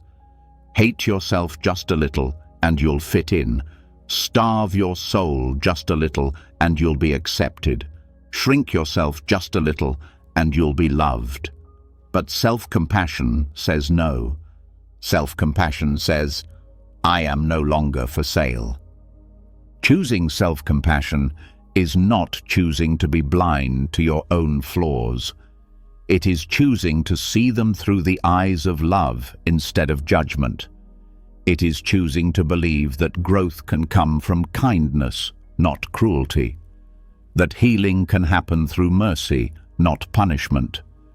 That becoming whole is not about becoming flawless. It is about becoming deeply, fiercely loyal to your own sacred humanity. Every time you meet your own pain with gentleness instead of scorn, you are building a life that cannot be bought or broken by external forces. You are creating an inner ground that remains steady even when the world around you trembles. You are choosing to live rooted in truth rather than manipulated by fear. The world will tell you that self-compassion is selfish, that loving yourself as you are will make you lazy, weak, arrogant. But look closely. Who benefits from you believing that lie? Who profits when you hate yourself? Who wins when you live in constant shame? It is not you. It never was. Self-compassion is not about building walls around your heart.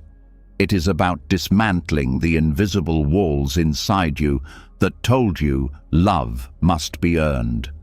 It is about living open-hearted in a world that tries to harden you. It is about being brave enough to say, I will not abandon myself even if the whole world tells me I should. And here's something few people realize. The more you love yourself, the harder it becomes for others to manipulate you. You stop chasing approval from people who don't have your best interests at heart. You stop molding yourself into shapes that make others comfortable. You start living from a deep, steady place inside that knows its own worth without needing to prove it. Self-compassion also makes you more compassionate toward others, not less. When you stop seeing yourself as a competition, you stop seeing other people that way too. You stop needing them to fail so you can feel superior. You stop needing them to be perfect so you can feel safe. You start seeing their struggles with the same tenderness you have learned to offer yourself. And yet, self-compassion remains radical because it threatens the old structures. It threatens every story that says you must suffer to be worthy. It threatens every system that profits from your wounds staying open. It threatens every relationship that depends on you staying small and silent. To love yourself in a world that demands you constantly apologize for existing is to pick up the torch of spiritual revolution. It is to say, I will not spend my one precious life despising the body that carries me. I will not spend my one precious life starving the soul that is already enough. I will not spend my one precious life chasing a love I already carry inside me. And yes, it will be lonely sometimes. Choosing self-compassion means sometimes stepping away from the crowds that bond over mutual self-loathing. It means refusing to participate in conversations that tear people down, including yourself, It means learning to sit quietly in your own presence and find it good, even when others do not understand. But the loneliness fades, and what grows in its place is something extraordinary: freedom, a deep, quiet, unshakable freedom, the kind of freedom that cannot be granted by another person, by a paycheck, by a number on a scale, by a title, by a fleeting moment of external praise, the kind of freedom that says, "I belong here, I belong to myself." Choosing self-compassion does not mean you stop striving to grow. It means you stop striving from fear. You start growing from love. You start creating not to prove your worth, but to express it. You start dreaming not because you are inadequate, but because you are overflowing. And every time you choose compassion over cruelty, every time you choose mercy over judgment, every time you choose tenderness over punishment, you are not just changing your own life. You are quietly, invisibly changing the world. Because a person at peace with themselves is a powerful force. A person who loves themselves is a beacon. A person who refuses to live in shame becomes a living reminder that another way is possible. Self-compassion is not passive. It is not naive. It is fierce. It is disciplined. It is an act of everyday courage, and it demands everything you have been taught to fear: vulnerability, softness, imperfection, slowness, presence. But it gives back everything you have spent your life searching for: peace, belonging, dignity, joy. Tonight, as you breathe and rest, let yourself feel the weight of this truth. You are not failing by being kind to yourself. You are rising. You are not weak for refusing to hate yourself into improvement. You are wise. You are not selfish for refusing to shrink into someone else's idea of worthiness. You are free. The next time the old voices rise, the voices that say you are not enough, not yet, not ever, answer them not with rage, not with despair, but with a quiet, steady rebellion: self-compassion. Speak to yourself as you would speak to a beloved friend standing at the edge of battle. Speak with gentleness. Speak with courage. Speak with unwavering loyalty to your own sacred heart. You are not here to be perfect. You are here to be whole. You are not here to be consumed. You are here to shine. You are not here to be small. You are here to take up the full space of your own existence, unapologetically, fiercely, tenderly. And it all begins, not tomorrow, not someday, but now, with the radical, rebellious, revolutionary act of loving yourself exactly as you are. As you rise quietly through the rebellion of self-compassion, refusing to buy into a world that demands your self-hatred, another deeper truth starts to reveal itself. It is not enough to love yourself only when you are strong, radiant, successful. If self-love only blooms during your highest moments, it is not yet real. It is still conditional, still fragile, still chained to performance.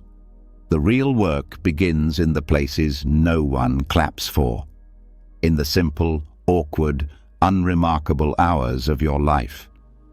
Tonight, you step into the hardest and most beautiful practice of all, learning to find divinity in the ordinary. There is a kind of love that does not need fireworks to stay alive. It does not need achievements to stay loyal. It is the love that wakes up beside imperfection every day and chooses to stay. This is the love you are now called to offer yourself. Not the kind that swoons when you are impressive, the kind that stays steady when you are ordinary, when you are tired, when you are clumsy, when you are uninspired, when you are simply human.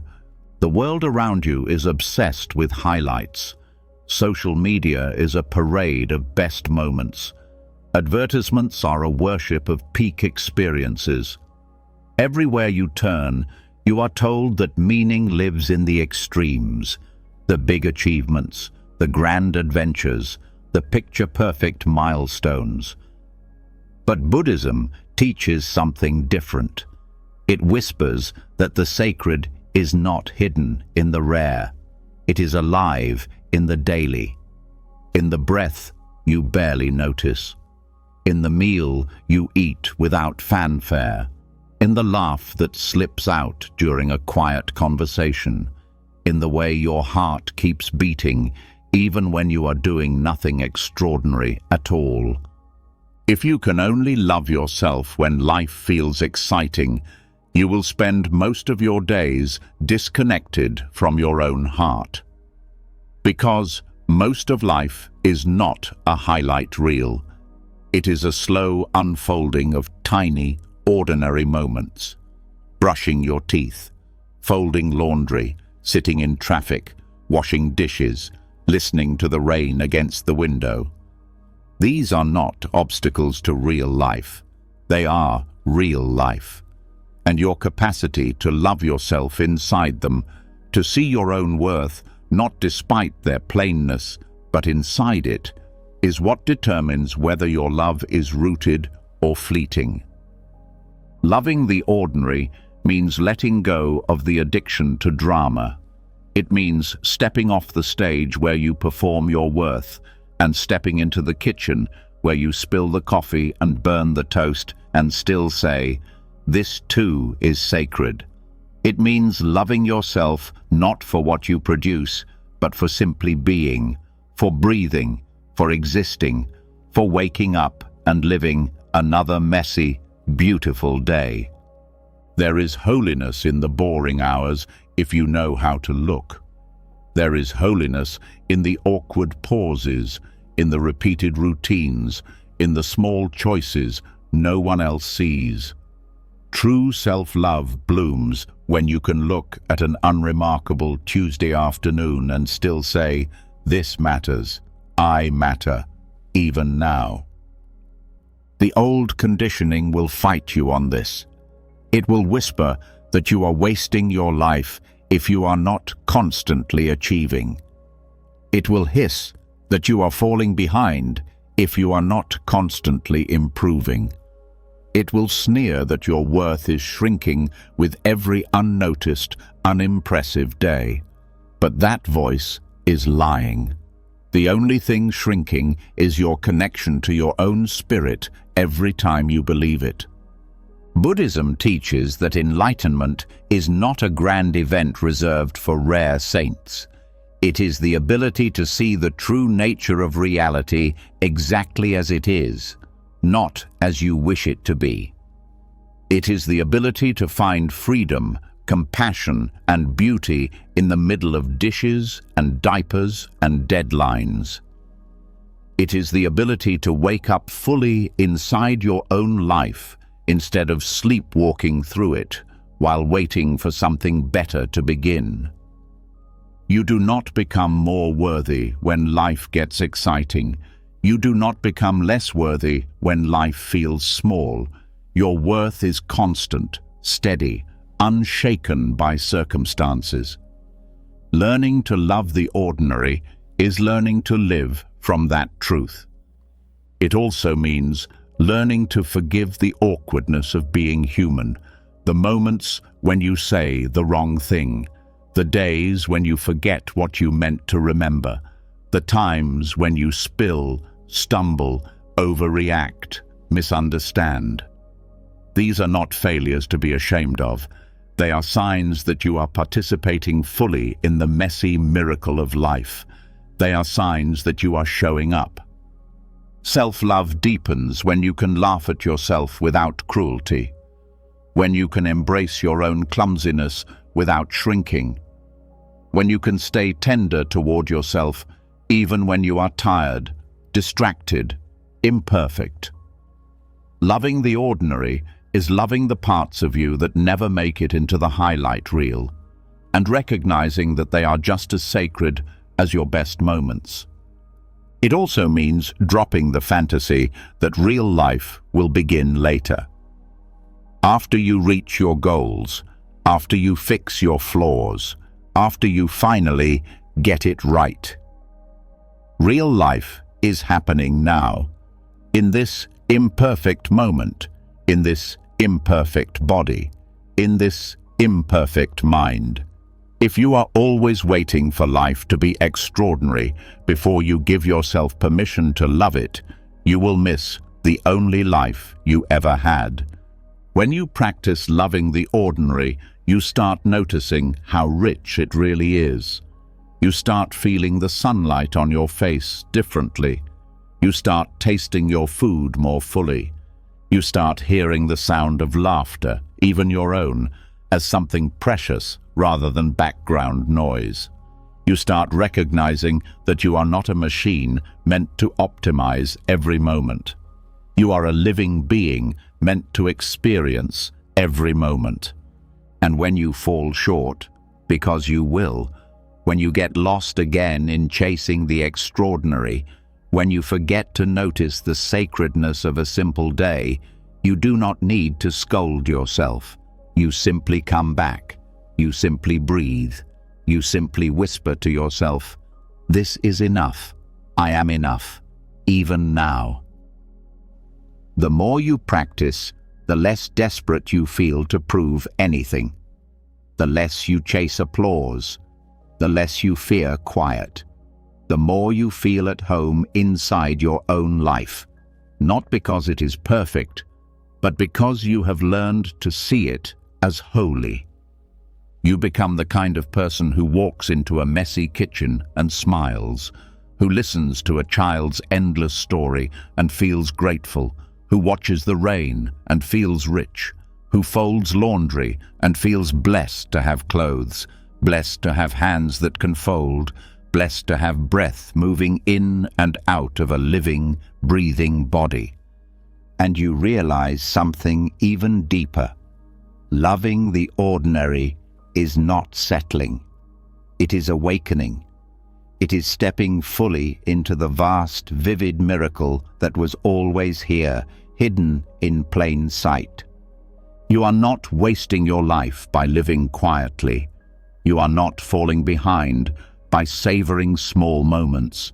You are not missing out by loving your simple, imperfect, daily existence. You are finding what most people spend their whole lives chasing. Tonight, as you breathe and drift into rest, let yourself relax into the ordinariness of this moment. No medals are being handed out. No judges are watching. Nothing needs to be achieved. You are enough. You are sacred. You are home. And when you wake, greet the day not as an obstacle to greatness, but as a sacred ground for loving yourself more deeply, more tenderly, more truly, right in the middle of all the ordinary, beautiful imperfection. As you begin to fall in love with the ordinary parts of life, you step into a deeper kind of peace that no achievement could ever give you.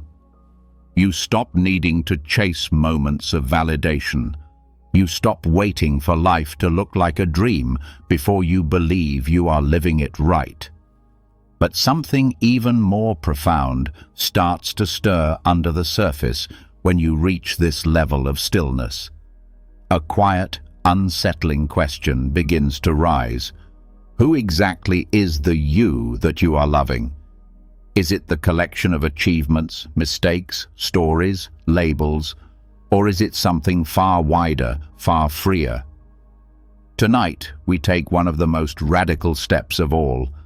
Tonight, we loosen the grip on the very idea of I and discover a self-love deeper than any identity could ever hold.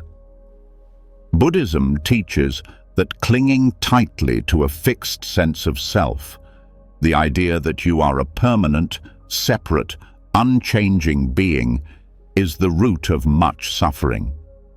It teaches that what you call I is not a solid object, but a process, a flowing river of sensations, thoughts, memories, emotions, constantly changing, constantly unfolding. You are not a frozen thing. You are an unfolding mystery. And when you stop trying to cling to a rigid image of yourself, when you allow your identity to soften, you find a love that is no longer fragile, no longer conditional, no longer brittle. Most people spend their entire lives defending an idea of themselves. They defend their stories, their opinions, their pride, their failures, their labels. They live terrified that if one piece of their identity is challenged, their whole being will collapse. But the truth is, your real being was never trapped inside a label. Your real being was never at risk. Only the image was. Only the story. Letting go of the tight grip on I does not mean you disappear. It means you become vast. It means you stop shrinking yourself down into tiny roles and frozen images. It means you allow yourself to change, to evolve, to flow without fear that you are losing yourself. It means you start loving the living, breathing, changing process that you are, instead of trying to control it into some fixed idea of perfection. There is a paradox at the heart of real self-love. The less you cling to a fixed idea of who I am, the more compassion naturally blooms. Because when you stop obsessing over your image, you create space to see yourself and others clearly, without the fog of ego, without the armor of pride, without the fear of losing face.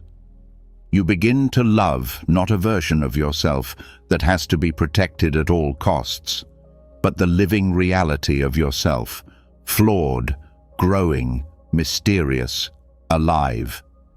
You begin to love the being that exists beyond every title, every mistake, every success. You begin to love not the story, but the storyteller. And in loving yourself this way, you start to love others differently too. When you loosen your grip on your own identity, you loosen your grip on theirs. You stop needing other people to fit your stories about them.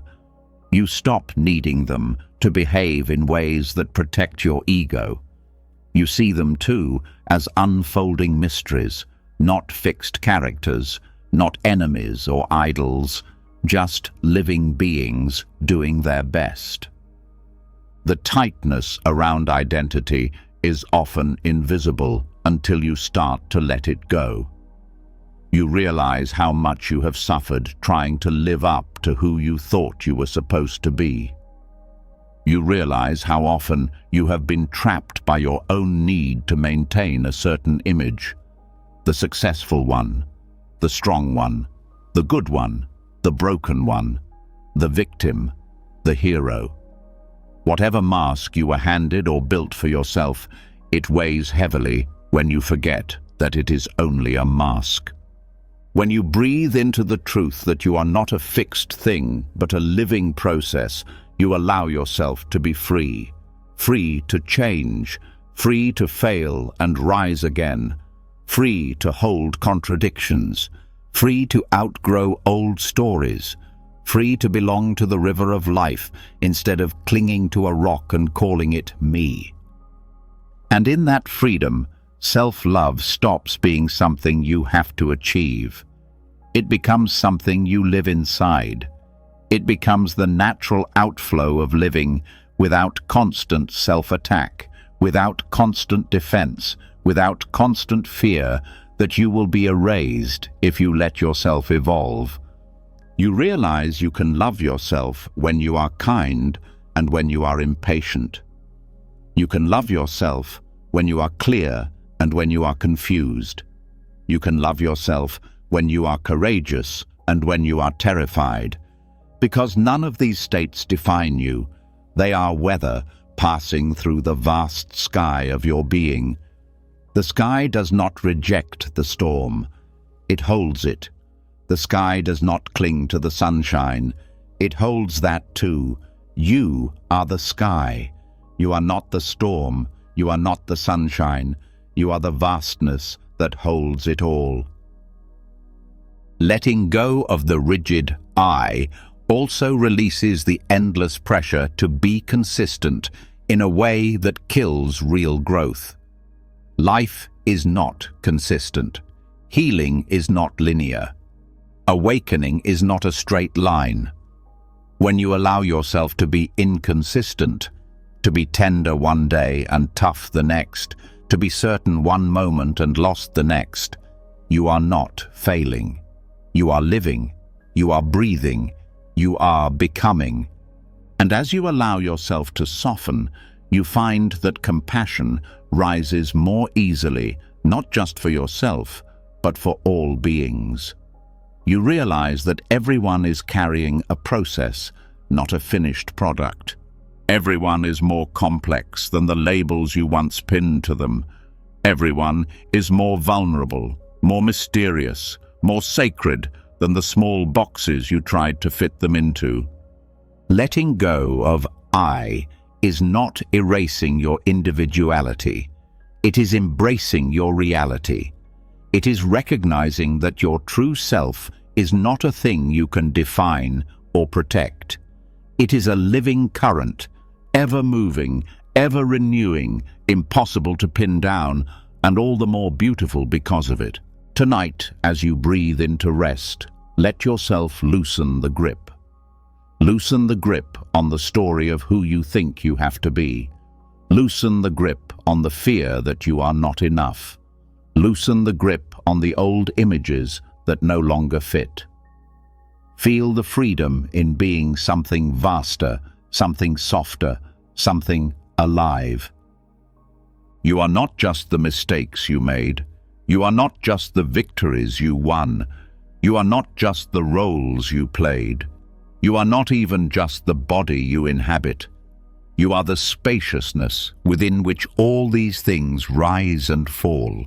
You are the mystery that witnesses it all, and in that vastness there is nothing left to defend, nothing left to prove, nothing left to earn. There is only life, unfolding moment by moment, breath by breath, in 1,000 beautiful, imperfect ways. You are allowed to be a new person tomorrow. You are allowed to change your mind. You are allowed to feel lost sometimes. You are allowed to laugh at how seriously you once took yourself. You are allowed to grow in ways you cannot yet imagine. Real self-love is not about building a perfect version of me and clinging to it.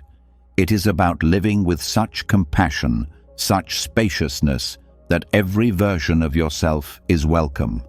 The strong ones, the broken ones, the wise ones, the confused ones, all of them held, all of them honored, all of them loved, because you are not here to become a statue. You are here to become a river. You are here to move, to soften, to expand, to belong to something far bigger than the tiny cage of ego. And every time you loosen the grip on I, every time you breathe into the freedom of not knowing exactly who you are coming home to the deepest truth. You are already whole. You are already vast. You are already love itself. When you finally loosen your grip on the tight idea of I, and you begin to see yourself as something vast, alive, and endlessly unfolding, a new kind of tenderness opens up inside you. You realize you do not need to cling to old identities to be real. You do not need to be perfect to belong to yourself. But even in this new spaciousness, there are still storms.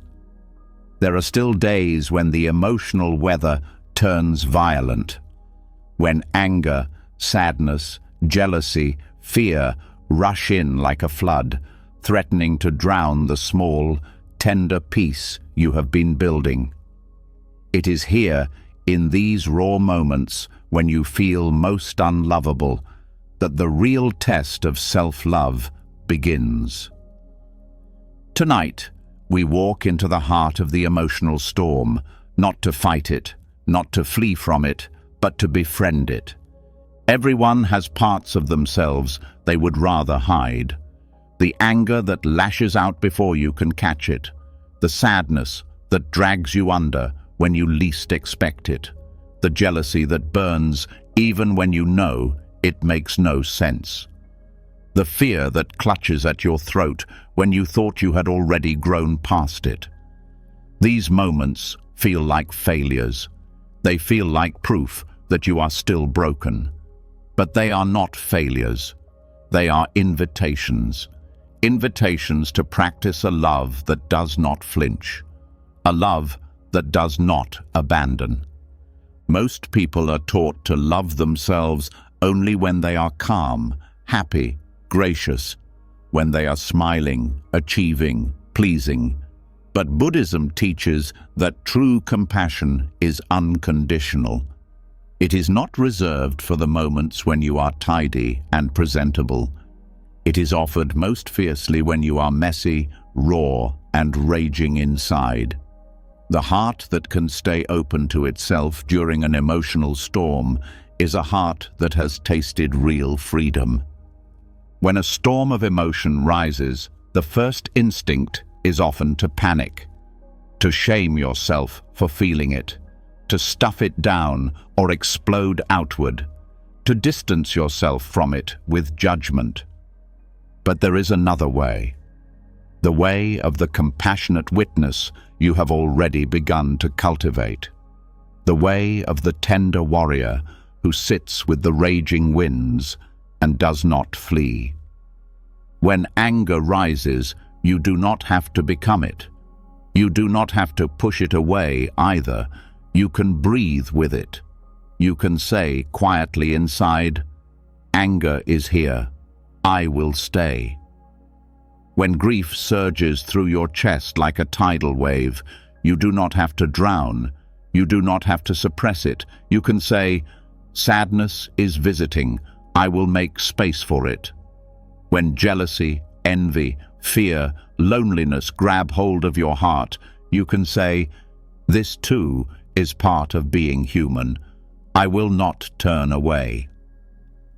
Befriending the emotional storm does not mean liking the feeling. It means recognizing that the feeling itself is not the enemy. It is the resistance to feeling that causes the deepest suffering. When you meet your own storms with presence instead of panic, they begin to lose their power to control you. They may still rise fiercely, they may still shake you, but they pass more quickly, they soften more easily, because they are no longer fighting against your own rejection. There is a secret most people never learn. Emotions are not permanent. No matter how big they feel, they are visitors, not residents. They rise, peak, and fall like waves. If you let them move through you without grabbing or pushing them away, they will complete their cycle. But if you panic, if you shame yourself, if you refuse to feel, you trap them inside where they fester and grow heavy. Loving yourself when you feel most unlovable means sitting quietly with your own storms and offering the one thing they have always needed but rarely received: acceptance. Not approval. Acceptance. Not saying, "It's good that I am angry," but saying, "It is human to feel this, and I am still worthy." Not saying, "It's great that I feel jealous," but saying, "It is understandable that my heart aches for what it thinks it lacks, and I am still good." You learn to breathe through the storm. You learn to put a hand over your heart and say, "You are allowed to feel this. I am not leaving you." You learn to become the safe place you always wished someone else would be for you, and in doing so, you begin to heal wounds far older than the current storm. Many emotional storms are echoes of old injuries. A forgotten wound from childhood, a buried grief from a past betrayal, a fear that was never met with comfort. When you stay present with the storm instead of fleeing, you allow these old wounds to finally surface and heal. You give yourself the gift of integration instead of fragmentation. And as you practice, you will notice something miraculous. The more you stay with yourself through the hardest moments, the more your fear of emotions begins to dissolve. You stop being so terrified of sadness. You stop being so threatened by anger. You stop being so ashamed of fear. You realize you can survive the storm without abandoning yourself. And this realization plants deep roots of self-trust that no external approval could ever match. Befriending the emotional storm also means learning to ride the waves without making big decisions while the water is churning. When emotions are high, clarity is low. You learn to give yourself permission to wait, to breathe, to feel, to let the first waves crash and pass before trying to respond, explain, or act. You learn to trust that wisdom often speaks only after the storm quiets. You also learn that no feeling is final. No single emotion defines you. Feeling anger does not mean you are an angry person. Feeling jealousy does not mean you are a bad person. Feeling sadness does not mean you are a broken person. You are not your emotions. You are the space that can hold them all without collapsing. This practice builds a resilience deeper than grit or willpower. It builds a resilience rooted in love, not force, in patience, not resistance, in tenderness, not judgment. It allows you to walk through the wildest inner weather without losing yourself. And it teaches you something even more powerful, that you are worthy of love, not because you are always calm, always cheerful, always wise, but because you are willing to stay with yourself through the storms, because you are willing to love what is hardest to love, because you are willing to meet your own heart not only when it shines, but when it trembles. Tonight, as you breathe and drift into rest, let yourself lay down the armor you thought you needed to earn love. Let yourself be raw. Let yourself be real. Let yourself be whole, even in the middle of whatever storms are still moving through you. You do not have to fix the storm tonight. You only have to stay. You only have to breathe.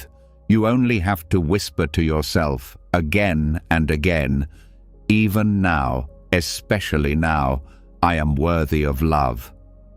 And know that every time you choose to stay with yourself through the flood, you are becoming someone unbreakable, not because you never feel pain, but because you never leave yourself behind again. You are not broken because you feel deeply.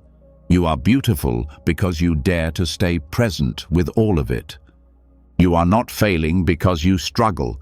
You are living because you allow yourself to be fully here, fully human, fully awake, even inside the storm. When you learn to stay with yourself through the emotional storms, when you stop running from your sadness, your anger, your fear, a new kind of tenderness slowly begins to grow inside you. It is not loud. It does not announce itself with fireworks. It is quiet, almost shy at first. A tiny flicker of trust that says, maybe I don't have to abandon myself anymore. But trust is not built overnight. It is not built by grand declarations or dramatic promises. It is built slowly, patiently, through the small, invisible acts of kindness you offer yourself every day. Tonight, we begin the gentle, revolutionary work of learning the art of small mercies. Self-trust is not rebuilt through lectures. It is not restored by scolding yourself into submission. It is mended through tiny choices. The choice to speak to yourself with gentleness after a mistake instead of cruelty. The choice to take a real break when you are exhausted instead of pushing yourself harder out of shame. The choice to forgive yourself for forgetting, for stumbling, for being imperfect. Every small mercy you give yourself plants a seed, and over time, those seeds grow into an unshakable forest inside you. Most people are taught to believe that trust must be earned through extraordinary feats, through never failing, through never needing, through never making mistakes. But Buddhism teaches that the deepest trust is built not in the extraordinary moments, but in the ordinary ones, in how you treat yourself when no one is watching, in how you speak to yourself when you are tired, when you are scared, when you fall short. Small mercies are not grand gestures. They are the simple acts that say, I choose to stay with myself even here. They are the moments when you notice you are slipping into harsh self-talk and you pause, take a breath and choose a kinder word. They are the moments when you feel the temptation to punish yourself for being tired, but instead you close your eyes for 5 minutes and let yourself rest without apology. They are the moments when you catch the old instinct to scold yourself for every tiny imperfection, and instead you smile softly and whisper, "It's okay, you're still learning." The mind often wants dramatic change. It wants to fix everything at once. It wants to feel healed immediately. But real healing moves slower. It moves at the pace of trust. It moves at the pace of small mercies, repeated over and over until they become the new foundation of your life. Every time you offer yourself a small mercy, you send a message to the deepest parts of your being. You say, "You are worth kindness, even now." You say, "You do not have to be perfect to deserve care." You say, "I am not leaving you, even when you struggle." And over time, those messages sink in. They replace the old scripts of abandonment, of shame, of cruelty. They build a home inside you where you can finally rest. Small mercies also teach you patience. They teach you that growth does not always look like victory. Sometimes growth looks like catching yourself halfway through an old pattern and choosing a softer path. Sometimes it looks like forgiving yourself after the fact. Sometimes it looks like simply noticing the urge to attack yourself and choosing, even for a breath, not to. These tiny acts of kindness are powerful precisely because they are small, because they happen in the hidden moments, because they accumulate quietly, invisibly, until one day you realize you are standing on solid ground you built with your own hands.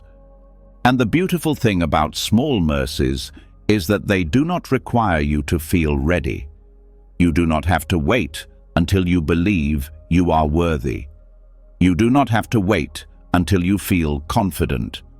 You can start now, exactly as you are, simply by offering yourself the same patience and care you would offer to someone you love. You forgive yourself for missing a deadline. You thank yourself for trying even when you are scared. You soothe yourself after a hard conversation. You let yourself laugh at your own awkwardness instead of cringing in shame. You hold your own hand quietly, invisibly, every day, until the hand you are holding no longer feels so lost. Buddhism often speaks of compassion, not as a feeling, but as a practice. Not something you feel when it is convenient, but something you choose even when it is hard. Small mercies are this practice made real. They are the living proof that you can be your own source of healing. They are the quiet rebellion against every voice that ever told you that you had to be perfect to be loved. And as you practice, you will notice something incredible. The way you treat yourself in the small moments will start to reshape your entire life. You will find yourself less reactive with others. You will find yourself more patient with their imperfections. You will find yourself less desperate for external validation. You will find yourself more anchored, more rooted, more able to stand tall, even when the winds of life blow hard. Because trust built on small mercies is not fragile. It is not built on the shifting sands of success or failure. It is built on the steady, quiet rhythm of choosing kindness again and again, even when no one else sees, even when no one else understands. Small mercies also teach you how to handle setbacks differently. When you inevitably fall back into old patterns, because you will, you do not spiral into shame. You notice, you breathe, you offer yourself a soft word. You begin again. No drama, no despair, just the next small mercy, just the next gentle step. This way of living is not flashy. It will not always be celebrated by a world obsessed with big victories, but it will be real. It will be sustainable. It will be yours. Tonight, as you breathe and drift into rest, think of one small mercy you can offer yourself tomorrow. One tiny act of kindness. One gentle choice. One moment of patience where once you would have rushed to judgment. Plant that seed. Water it with your breath. Trust that it will grow. You do not have to fix everything overnight. You do not have to become perfect to be worthy. You only have to begin.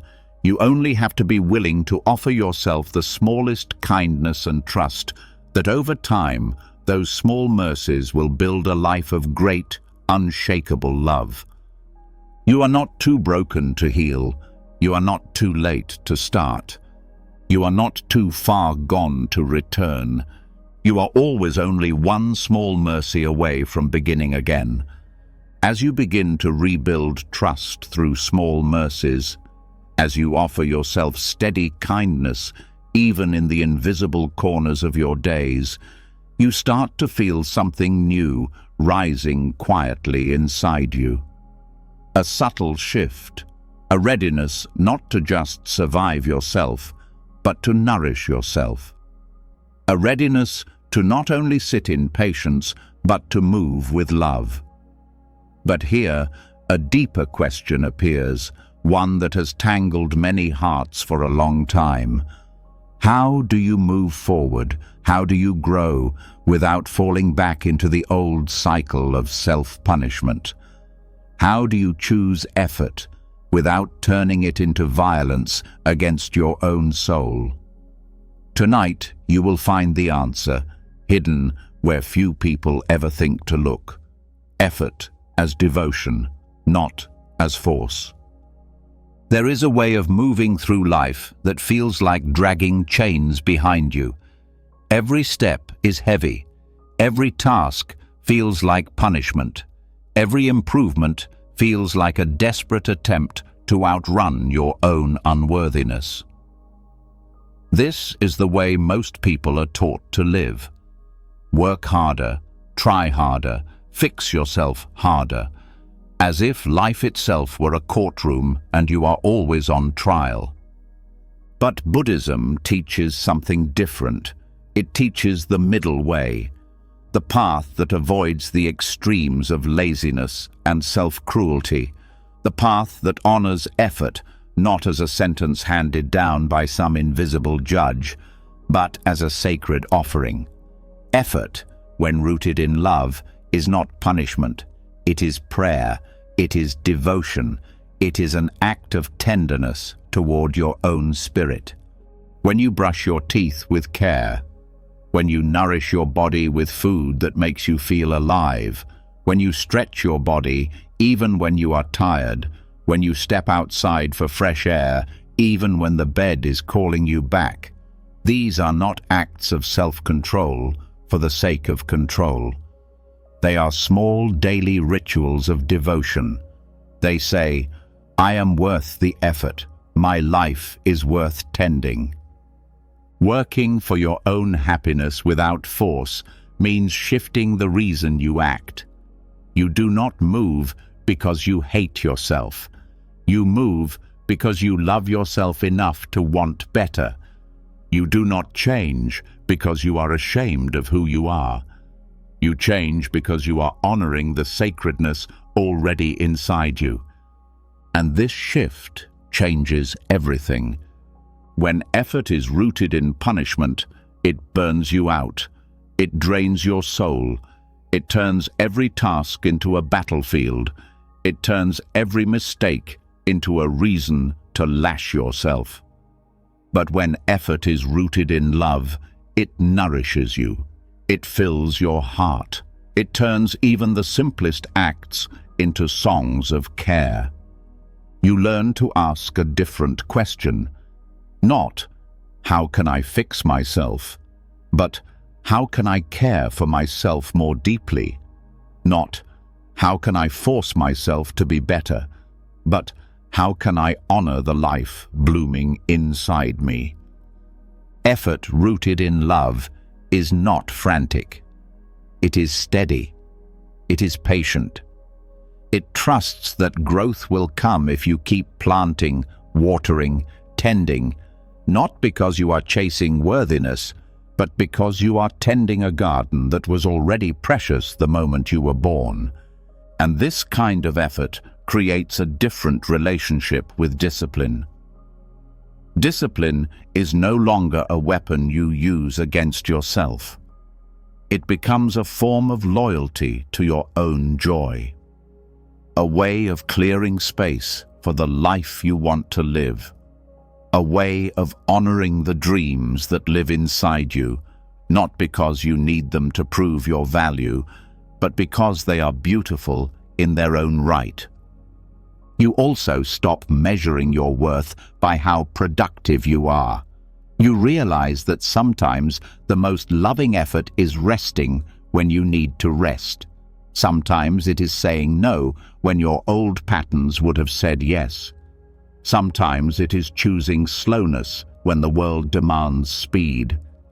You realize that effort is not just what you do externally. It is the internal choice to move through life with kindness instead of cruelty. Effort without force also teaches you how to stay steady during hard seasons. When motivation disappears, when energy wanes, when everything feels heavy, you no longer need to panic. You no longer need to whip yourself back into shape. You trust that devotion moves even when excitement fades. You trust that the roots you are planting will hold you steady even when the storms come. And you allow yourself to celebrate the small victories, not with arrogance, not with pressure, but with quiet gratitude. You celebrate getting out of bed on hard mornings. You celebrate taking one step when you felt like giving up. You celebrate choosing one kind thought when the old cruelty tried to rise. These celebrations are not vanity. They are the natural joy that blooms when you live in alignment with love. Buddhism speaks of right effort, not too much, not too little. Right effort flows from compassion, not fear. It flows from joy, not desperation. It flows from a deep understanding that you are not racing towards some future where you will finally be enough. You are already enough. Your effort now is simply a way of honoring the sacredness that has been there all along. And when you forget, because you will, when you slip back into old patterns of force and shame, you meet yourself not with more punishment, but with the same steady love you have been practicing. You breathe, you notice, you return. No drama, no despair, just the next small, loving step. You are not here to force yourself into becoming someone else. You are here to become more fully yourself. You are here to nurture the seeds of wisdom, joy, and compassion already planted in the soil of your being. Effort rooted in love teaches you to move not because you are empty and need to be filled, but because you are full and ready to overflow. It teaches you to trust that taking care of yourself is not selfish. It is sacred. It teaches you to see every healthy choice, every kind action, every patient breath as a prayer offered to the sacred life inside you. Tonight, as you breathe and rest, let yourself feel the difference between effort that punishes and effort that nourishes. Let yourself choose, again and again, to move from love. Let yourself trust that the life you are tending with such patience and care is already a holy thing. You are not lazy for needing rest. You are not selfish for needing care. You are not failing because growth takes time. You are simply alive. You are simply human. You are simply learning the art of living as an act of devotion instead of a desperate race. And every step you take in love, no matter how small, no matter how slow, is a step that matters. You are building something beautiful right here, right now, not through force, but through the steady, sacred work of love. When you finally understand that effort can be an act of love instead of force, when you move through life with kindness rather than cruelty, another deeper truth slowly rises from the silence. You begin to question why you ever believed you needed fixing at all. You start seeing that most of your suffering was never about actual brokenness, but about carrying a story that said you were broken. Tonight, you step into one of the greatest awakenings of self-love, realizing there is nothing wrong with you that needs to be fixed, only a living mystery to be honored. From the beginning, you were taught to treat yourself like a problem. Improve this, hide that, correct this flaw, fix that weakness. Every mistake was held up as proof that something was wrong with you. Every failure was treated like evidence that you were lacking. But Buddhism whispers a different truth through every leaf, every breath, every passing cloud. Nothing in nature apologizes for existing. Nothing in nature demands to be corrected before it can belong, and neither do you. You were never meant to be a project. You were never meant to be a checklist. You were meant to be a living, breathing, unfolding being, full of contradictions, full of surprises, full of mysteries that even you are not meant to fully solve. Self-love matures when you stop trying to fix yourself and start marveling at yourself. When you stop treating your sadness, your anger, your quirks, your desires, your fears as flaws to be eradicated, and start seeing them as parts of a rich, complex tapestry that tells the story of a real, breathing human life. You are not a machine that needs constant upgrading. You are a mystery that is still unfolding, moment by moment, breath by breath. You are not incomplete. You are in motion. You are not defective. You are alive. This shift in perspective changes everything. Instead of looking at yourself with the cold eyes of a critic, you start looking with the warm eyes of a poet. Instead of asking, "What's wrong with me?" you start asking, "What is blooming in me now?" Instead of demanding perfection, you start bowing to the beautiful complexity of your own being. And complexity is not failure. It is richness. It is depth. It is what makes you more than a hollow shell.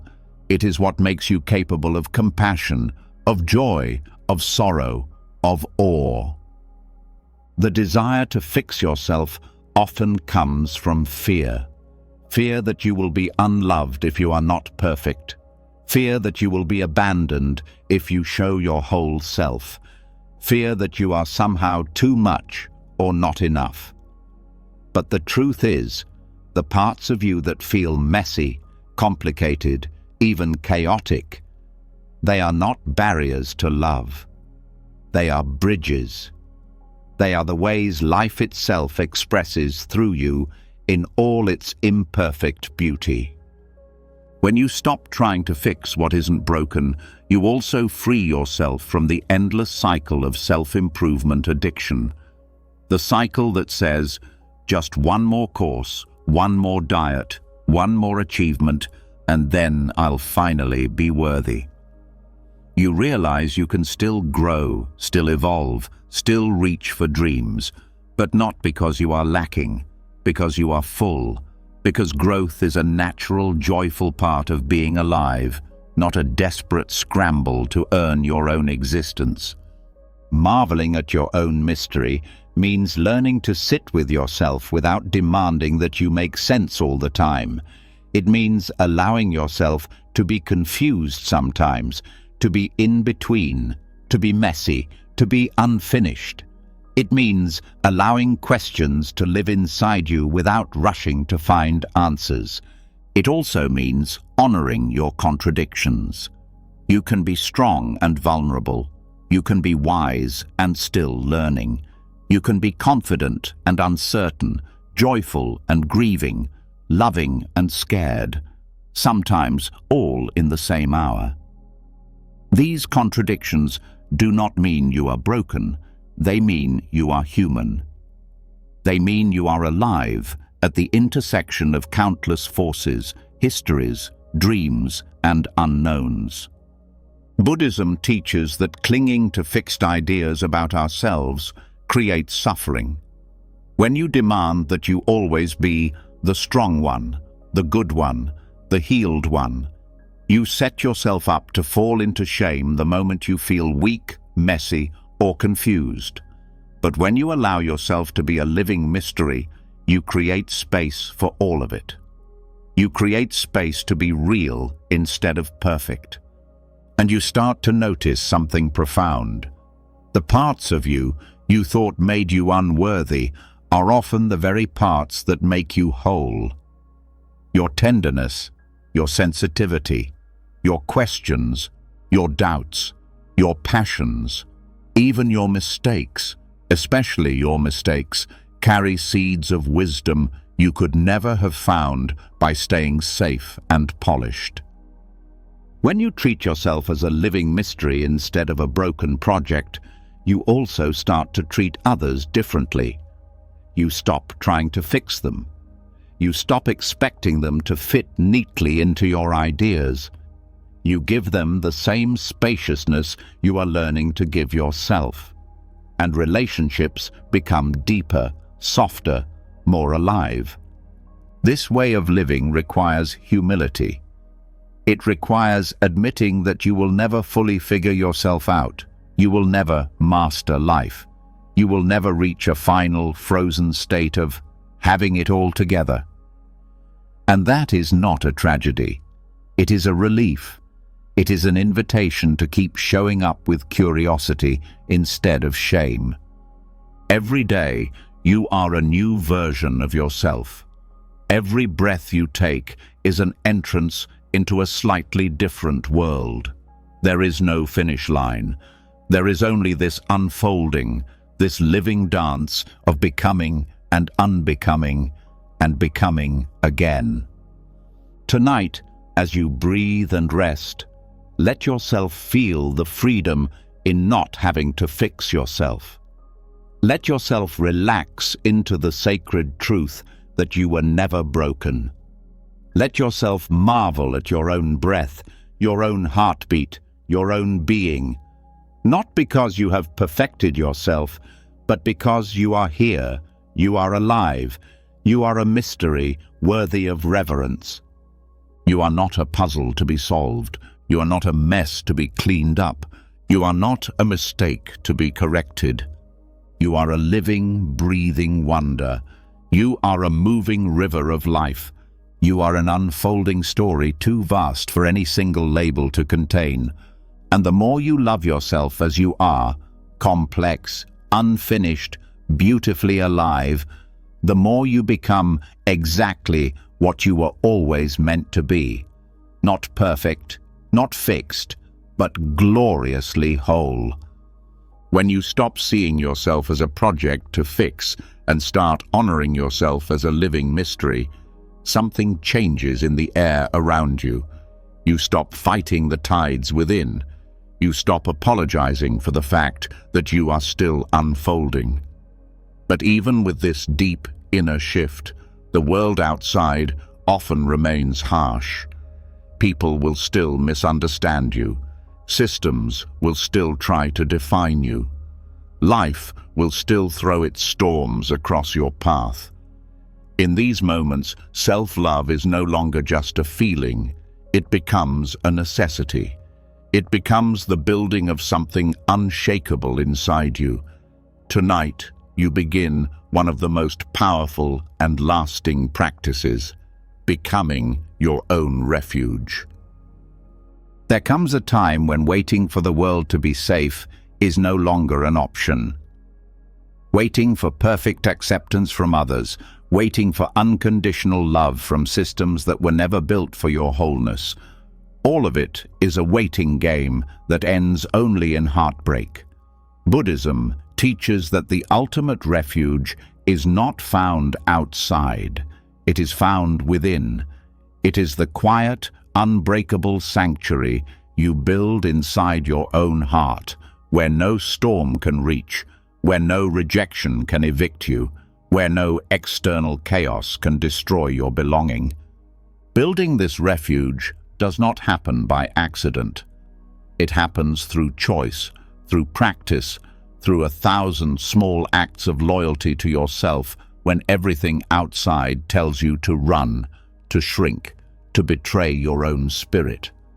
The first step is recognizing that you are worthy of being a place of safety for yourself, that your heart, no matter how battered, no matter how tired, is sacred ground, that you are allowed to build a home within yourself where you are always enough, always welcome, always seen. This home is not built through force. It is built through tenderness. It is built every time you meet your own fear with patience instead of judgment. Every time you soothe your own sadness without demanding it leave. Every time you hold space for your own anger without turning it into self-hatred. Every time you whisper to yourself, "I will not abandon you, no matter what." Becoming your own refuge means creating an inner environment that mirrors the love you always longed for. It means speaking to yourself with the kindness you once begged to hear. It means offering yourself the protection, the warmth, the unwavering loyalty that you used to search for in the faces of others. And it means making this refuge unconditional. Not a prize you earn when you are behaving well, not a shelter you grant yourself only when you feel successful, kind, wise, but a home that welcomes you in your rage, in your grief, in your clumsiness, in your confusion. A home that never locks you out, no matter how dark the night inside you becomes. This inner sanctuary becomes your anchor when the storms rage outside, when the world is unkind, when people misunderstand you, when rejection stings, when plans fall apart. You do not crumble, because your belonging is not anchored to shifting sands. It is rooted inside you, steady and sure. Building this refuge also means learning to recognize when you have stepped outside of it, when you have wandered into old patterns of self-attack, of self-abandonment, of shrinking yourself to fit someone else's idea of who you should be. And without judgment, without despair, you gently guide yourself back home. This is the work of a lifetime. It is not done in a day, a month, a year. It is done moment by moment, choice by choice, and the more you practice, the easier it becomes. The faster you recognize when you are leaving yourself, the quicker you return. Becoming your own refuge also teaches you to differentiate between what is yours to carry and what is not. When the world projects its cruelty, its confusion, its fear onto you, you learn not to swallow it whole. You learn to ask, "Is this mine?" You learn to leave behind the stones that were never yours to bear. You learn to refuse to turn other people's wounds into your self-definition. And when the world grows loud and sharp, when the storms feel endless, you do not need to armor yourself with hardness. You can stay soft. You can stay open, because you are protected from within. Your safety does not depend on shutting down your heart. It depends on knowing you have a home inside it. This way of living also transforms your relationship with failure, with loss, with uncertainty. You realize that you do not need to succeed in every endeavor to be safe. You do not need to be liked by everyone to be whole. You do not need to have all the answers to be at peace, because your sanctuary is not built on outcomes. It is built on presence, on loyalty, on love. Every time you sit quietly with your own messy emotions without trying to exile them, you reinforce the walls of this inner home. Every time you catch the old voice of shame and answer it with gentleness instead of violence, you lay another stone in the foundation. Every time you choose to trust yourself, even when the world says you shouldn't, you light another candle inside your refuge. And you realize, over time, that no matter what happens outside, no matter how hard the winds blow, you can always return here. You can always come back to the steady ground of your own heart. This inner refuge is not isolation. It is not cutting yourself off from the world. It is the opposite. It is what allows you to stay connected without losing yourself. It is what allows you to love others without collapsing into them. It is what allows you to show up fully, knowing that no matter how you are received, you are already home. Tonight, as you breathe and rest, let yourself feel the walls of this sanctuary rising quietly around you, not walls that imprison, walls that protect, walls built not of anger or fear, but of steady love. Walls that say, "I belong to myself. I am safe here. I am enough." You are not alone. You are not homeless inside yourself. You are not broken beyond repair. You are building a home within your own heart. You are tending a fire that no storm can extinguish. You are creating a place where your spirit can rest, grow, and shine. And every moment you choose to return to this refuge, no matter how many times you forget, you are strengthening it. You are weaving the unbreakable net of your own belonging. The world will still be harsh sometimes, but you will not be at its mercy, because you have found the one place it cannot reach, the sacred, steady, ever-welcoming refuge within yourself. And here, finally, you are free. When you finally create an inner refuge that no storm can destroy, when you no longer depend on the outside world for your sense of safety, a deeper wisdom begins to stir within you. You realize that your choices, your words, your thoughts, even the way you treat yourself in private, are not isolated moments. They ripple outward. They build something much bigger than just this life, bigger than just this body. Tonight, you open the door to a secret few truly understand. Every act of gentleness toward yourself is not just healing you now, it is shaping your future in ways too vast to see. Buddhism teaches that karma is not punishment, it is momentum. It is the invisible current created by every thought, every word, every action. It is not some outside force deciding your fate. It is the natural unfolding of the seeds you plant every day. And when you choose softness instead of harshness toward yourself, when you choose patience instead of shame, when you choose mercy instead of cruelty, you are planting seeds that will blossom not just in this lifetime, but beyond it. Every moment of gentleness you offer yourself now is a gift to the being you will become. Every kind word whispered into your own heart becomes a wind at your back in lives you cannot yet imagine. Every time you forgive yourself instead of attacking yourself, you lighten the load for all the future versions of you still to come. This is not just poetry. It is the living law of compassion in motion. When you soften toward yourself, you interrupt cycles of violence that have been passed down through generations. You break chains you may never have seen but have always felt.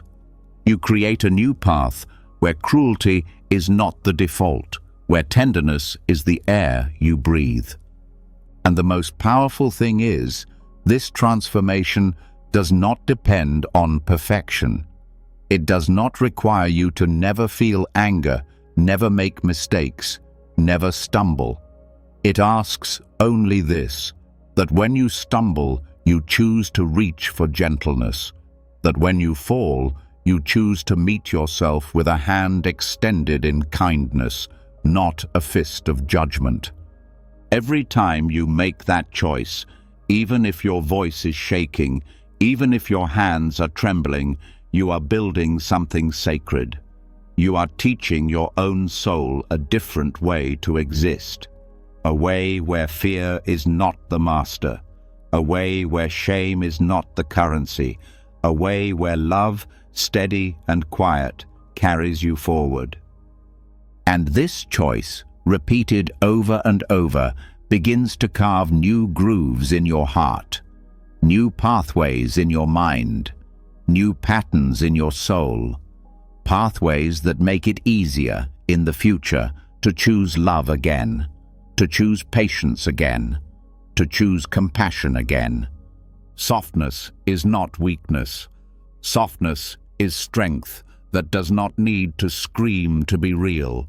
Softness is the power to stay open in a world that begs you to harden. Softness is the courage to believe that kindness can outlast cruelty, that love can survive even the fiercest winters. When you practice gentleness with yourself, you are not just surviving your pain, you are transforming it. You are taking the raw material of your suffering and turning it into wisdom, into tenderness, into a living bridge for all those who come after you.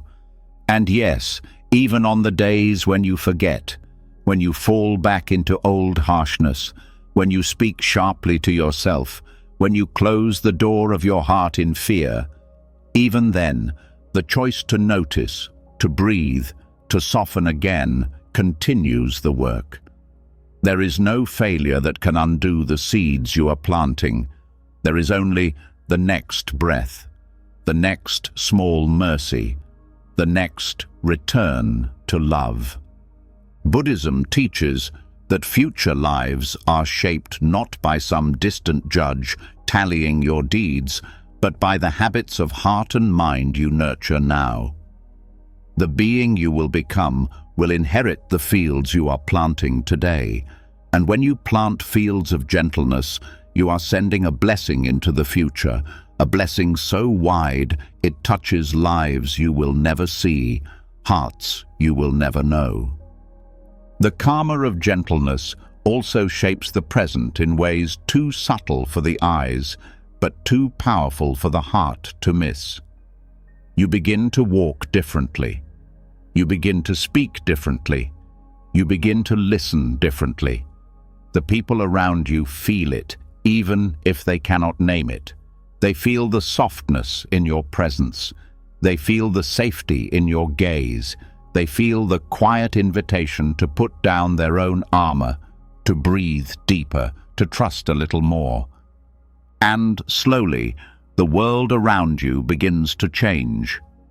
Not because you forced it, not because you shouted it into submission, but because you became a living example of a different way. A way of being where compassion is stronger than fear, a way of moving through life that heals rather than harms. Gentleness also ripples inward, softening the rigid places inside you that once felt unchangeable. Old wounds begin to breathe. Old defenses begin to crumble. Old stories begin to loosen their grip. You find yourself able to stay with pain longer without shutting down.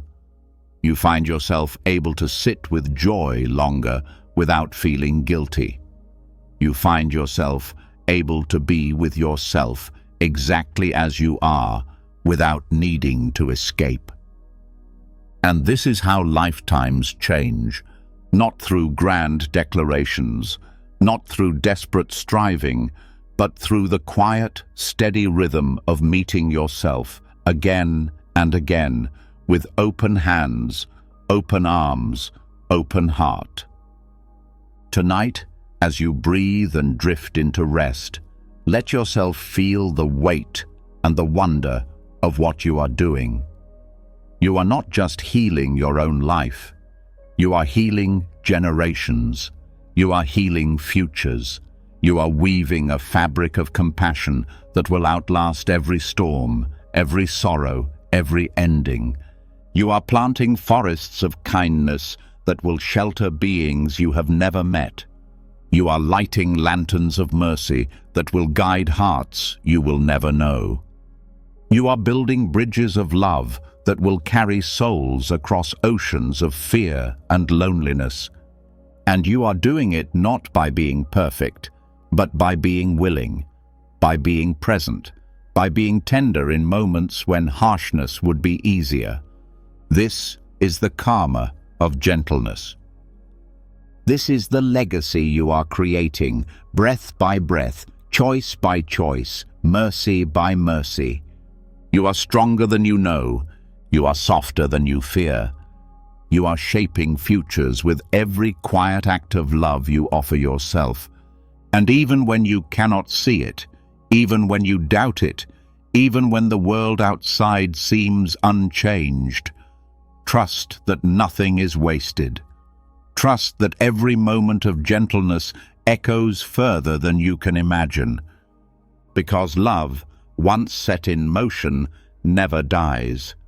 It moves through time like light through the darkness, lighting paths, healing hearts, weaving a future where kindness is the strongest force of all. And it all begins, here, now, in this breath, with you. As you begin to plant gentleness into the soil of your life, As you water the future with patience and kindness, something even deeper starts to rise within you. A quiet knowing, too strong to ignore, starts to whisper beneath all the noise of fear and shame and doubt. A remembering, a return, a recognition that underneath every storm you have ever weathered, underneath every mistake, every heartbreak, every scar, there has always been something unbroken, something luminous, something holy waiting to be seen. Tonight, you begin the journey of trusting the inner bodhisattva already living inside you. The bodhisattva is not some distant saint or unreachable ideal. In Buddhist teachings, the bodhisattva is the part of every being that longs to awaken not just for itself, but for the sake of all life. It is the hidden goodness inside you that never dies, no matter how much pain you carry. It is the sacred fire that stays lit even when the winds of despair blow hard. It is the indestructible seed of compassion, wisdom, and courage that has been with you since the beginning, waiting patiently for you to remember it. Most people never learn to trust this part of themselves. They are taught to trust their fear, their shame, their doubt. They are taught to believe that their worth is fragile, that their goodness must be proven, that their value depends on constant achievement. But the bodhisattva within you has never played by those rules. It does not shrink when you fail. It does not wither when you are afraid. It does not disappear when you feel lost. It remains steady, quiet, unshakable, waiting for you to turn inward and find it. Learning to trust this inner bodhisattva means daring to believe in your own hidden strength even when you cannot yet feel it. It means refusing to define yourself by your wounds, your regrets, your confusion. It means learning to look deeper than the surface storms and to see the ocean of goodness that was always underneath. And it is not prideful to trust this goodness. It is not arrogance. It is humility of the highest kind. It is admitting that the light inside you was not created by your successes and cannot be destroyed by your failures. It was given. It was planted. It is part of the fabric of your existence, whether you recognize it or not. When you trust the inner bodhisattva, you stop treating yourself as a project to be perfected. You start treating yourself as a sacred being in the middle of an ancient and beautiful unfolding. You recognize that your anger, your fear, your jealousy, they are not proofs that you are bad. They are the rough weather that life brings, the storms that pass over the mountain but do not move the mountain itself. And this changes the way you move through the hardest moments. Instead of collapsing into despair when you fall short, you remember that your deepest self is not damaged by mistakes. Instead of drowning in shame when old patterns resurface, you remember that the bodhisattva within you is patient beyond measure. It is not here to scold you. It is here to walk with you, to rise with you, to shine through you. Trusting the inner bodhisattva also teaches you a new kind of resilience. A resilience not built on gritted teeth and iron will, but on knowing that your spirit cannot be broken, only hidden. It teaches you to meet hardship with the fierce tenderness of one who knows that their essence is untouched. It teaches you to keep opening your heart even when life tempts you to close it. And the more you trust this hidden goodness, the more it reveals itself. Not in grand gestures, not always in dazzling moments, but in quiet shifts, in the patience you offer a stranger, in the kindness you extend to yourself after a hard day, in the courage you show when you tell the truth, even though it shakes your voice. These moments matter more than you know. They are the language of the Bodhisattva made real in your daily life. They are proof that you are already awakening, already embodying the deep compassion that your heart has carried all along. Trusting the inner Bodhisattva also changes the way you see others. When you believe in the indestructible goodness inside yourself, you begin to see it in others too. Even when it is buried under pain, even when it is hidden by fear, even when it is masked by cruelty. You begin to recognize that everyone you meet is carrying the same sacred fire, the same longing to awaken, the same hidden radiance waiting to be seen. This does not mean you excuse harm. It does not mean you allow yourself to be hurt. It means you stop confusing someone's behavior with their deepest nature. It means you understand that healing, awakening, growing, these are messy, non-linear, often painful processes. It means you hold yourself and others with the same patience that the Bodhisattva inside you has always offered. And perhaps most importantly, trusting your inner Bodhisattva means you finally stop living in fear of your own humanity. You stop punishing yourself for feeling deeply. You stop judging yourself for having moments of weakness. You stop abandoning yourself when you stumble. Instead, you meet yourself with a fierce compassion that says, you are allowed to be in process. You are allowed to be unfinished. You are allowed to be human. And still, always, you are sacred.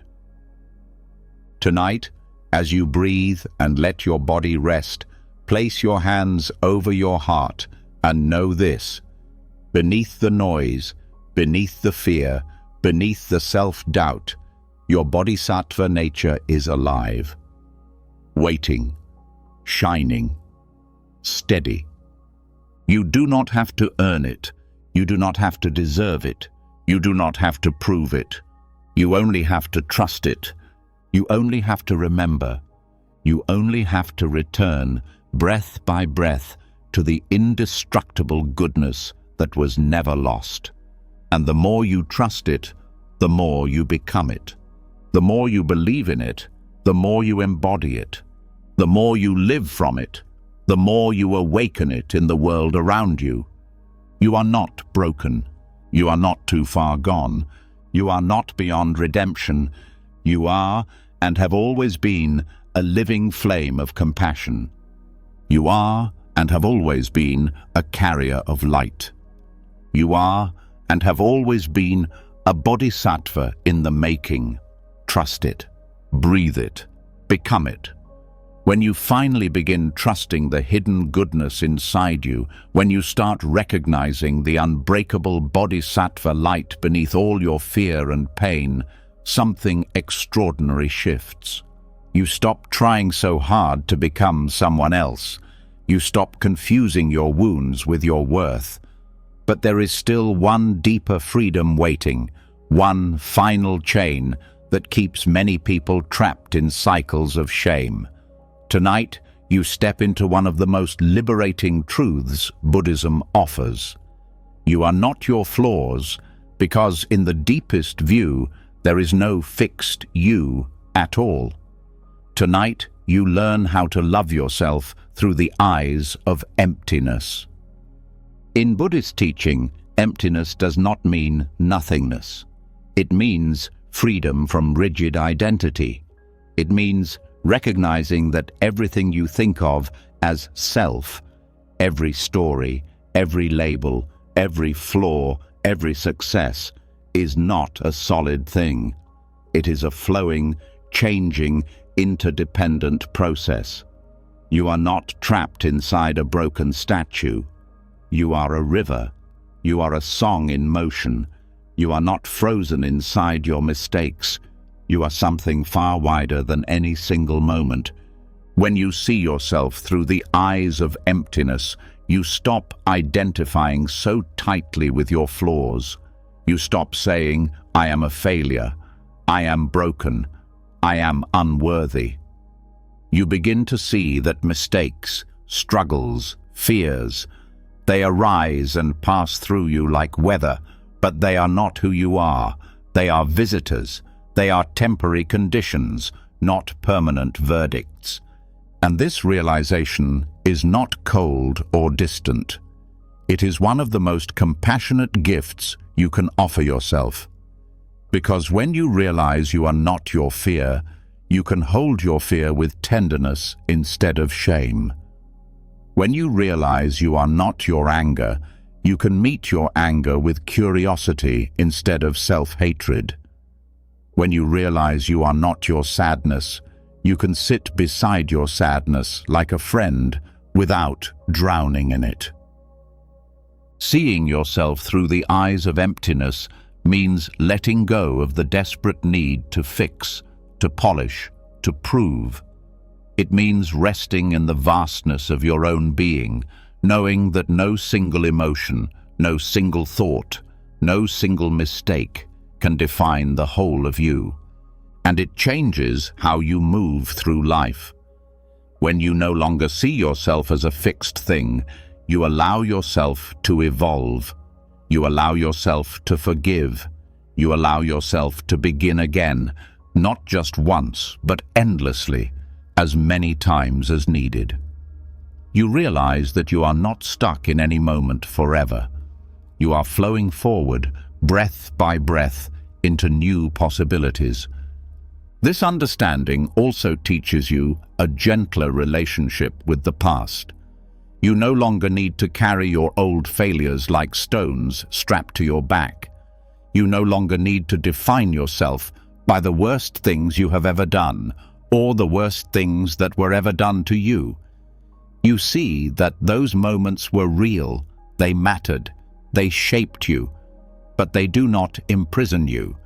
You are not frozen in them. You are more spacious than any story about you. Loving through the eyes of emptiness also means seeing that your worth does not come from being flawless. It comes from being alive, from being part of the great mysterious dance of existence, from being a unique expression of life itself, unfolding moment by moment in ways that can never be fully captured by any label, any judgment, any fear.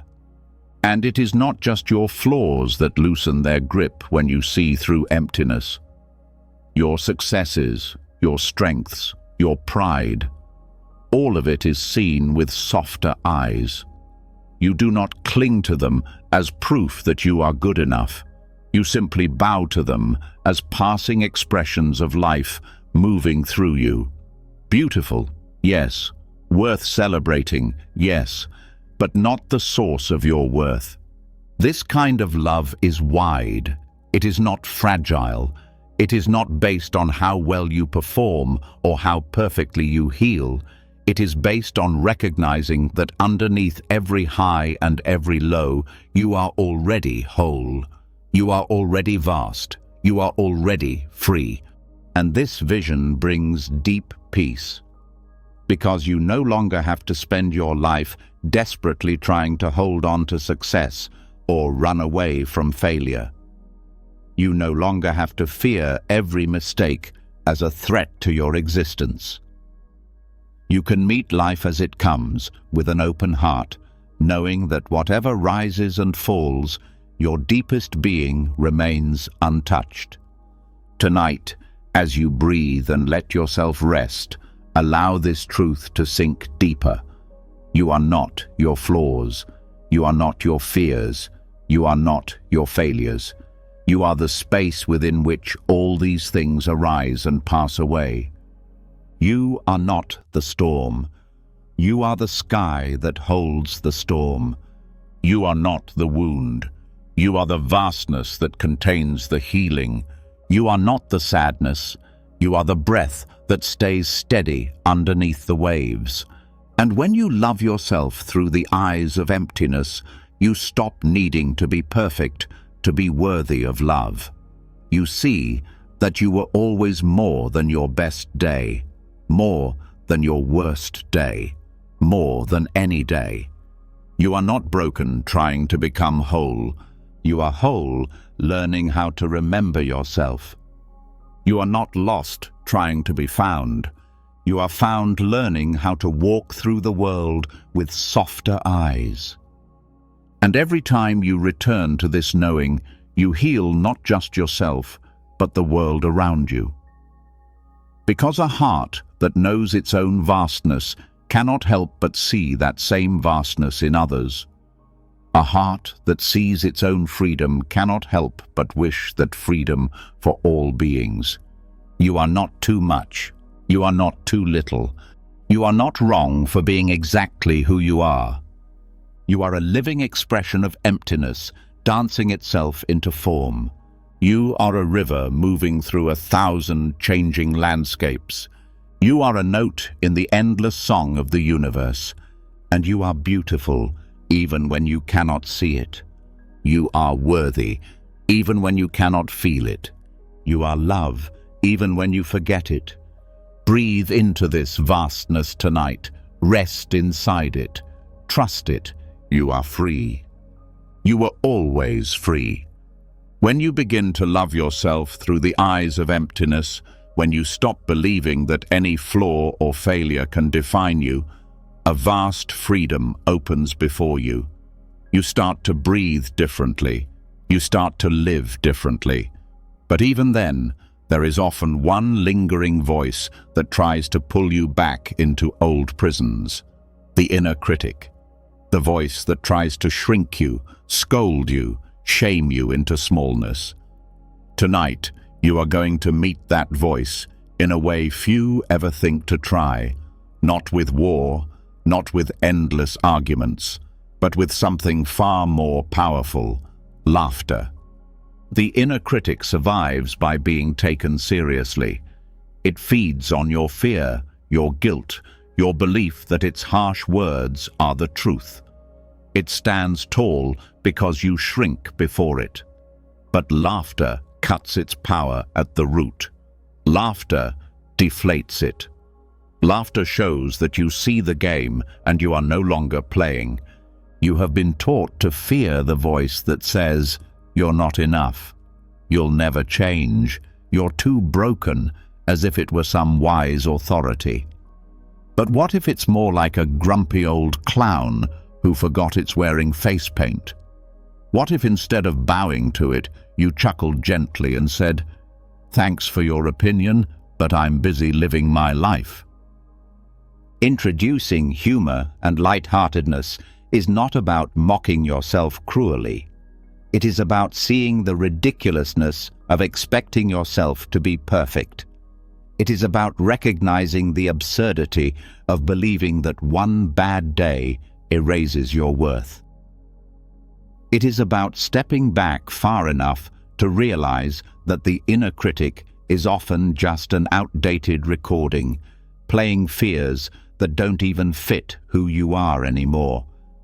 When you meet the inner critic with humor, you stop arguing with it. You stop trying to convince it. You simply smile at its worn-out script and move on. You stop giving it the stage. You stop handing it the microphone. For example, when the critic whispers, "You're a disaster," instead of sinking into shame, you could laugh and say, "Yep, a beautiful, glorious disaster who still gets back up." When it says, "You'll never get it right," you could wink and say, "Good thing perfection isn't the goal." This kind of playful resistance disarms the critic because it refuses to take the attack seriously. It refuses to treat the voice as an authority. It treats it as background noise, as static, as the desperate clinging of old fears that have lost their hold. And the more you practice, the faster you spot the critic when it rises. You start catching it mid-sentence. You start hearing the ridiculous exaggerations. You start noticing how repetitive and boring it actually is. and you respond not with a fight, but with a soft chuckle, a shake of your head, a light step forward. This way of meeting the inner critic also builds resilience, because no matter how much you grow, no matter how much you heal, that voice may still pop up from time to time. But it will no longer terrify you. It will no longer control your choices. It will no longer define your days. Laughter reclaims your power. It reminds you that you are bigger than any single thought. It reminds you that life is not a courtroom where you are constantly on trial. It reminds you that you are here to live, to explore, to stumble and dance and wonder, not to meet some impossible standard of flawlessness. Buddhism teaches that clinging to rigid self-views creates suffering. The inner critic thrives on rigidity. You must always be good. You must always succeed. You must never falter. But humor introduces flexibility. It bends the rigid stories until they snap. It creates space. It allows you to move, to breathe, to be. And laughter is not denial. It is a different kind of wisdom. It is seeing the seriousness of life, seeing the sorrow, seeing the fear, and still choosing to keep your heart light enough to float above it sometimes. It is refusing to let pain have the final word. When you laugh with yourself, you practice the deepest form of kindness. You show that you do not have to be perfect to be loved. You show that mistakes are not moral failings, but part of the hilarious, messy adventure of being human. Imagine for a moment how your life would feel if you met your hardest moments with a twinkle in your eye instead of a whip in your hand.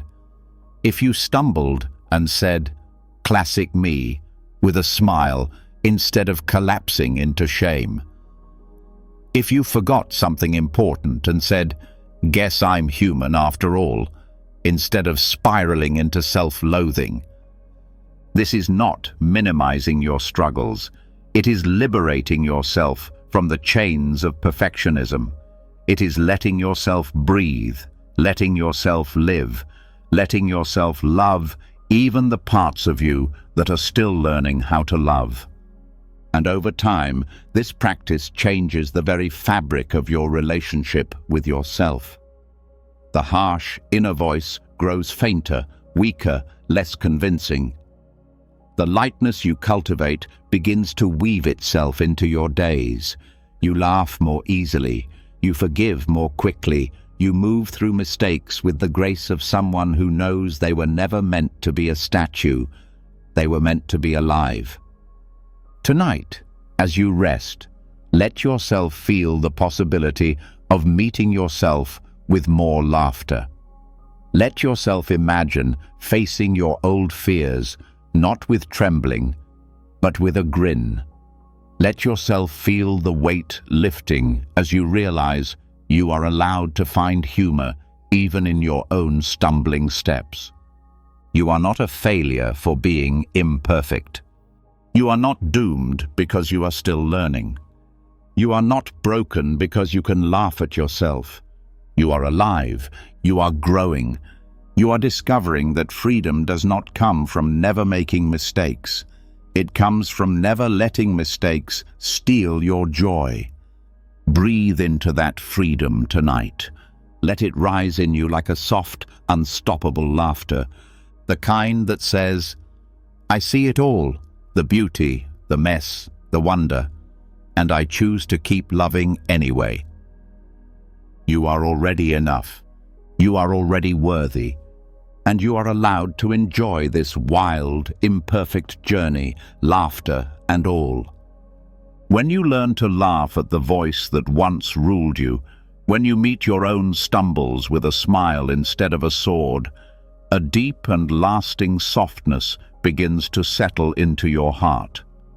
You stop being at war with yourself. You start seeing your own humanity not as something to fight, but as something to celebrate.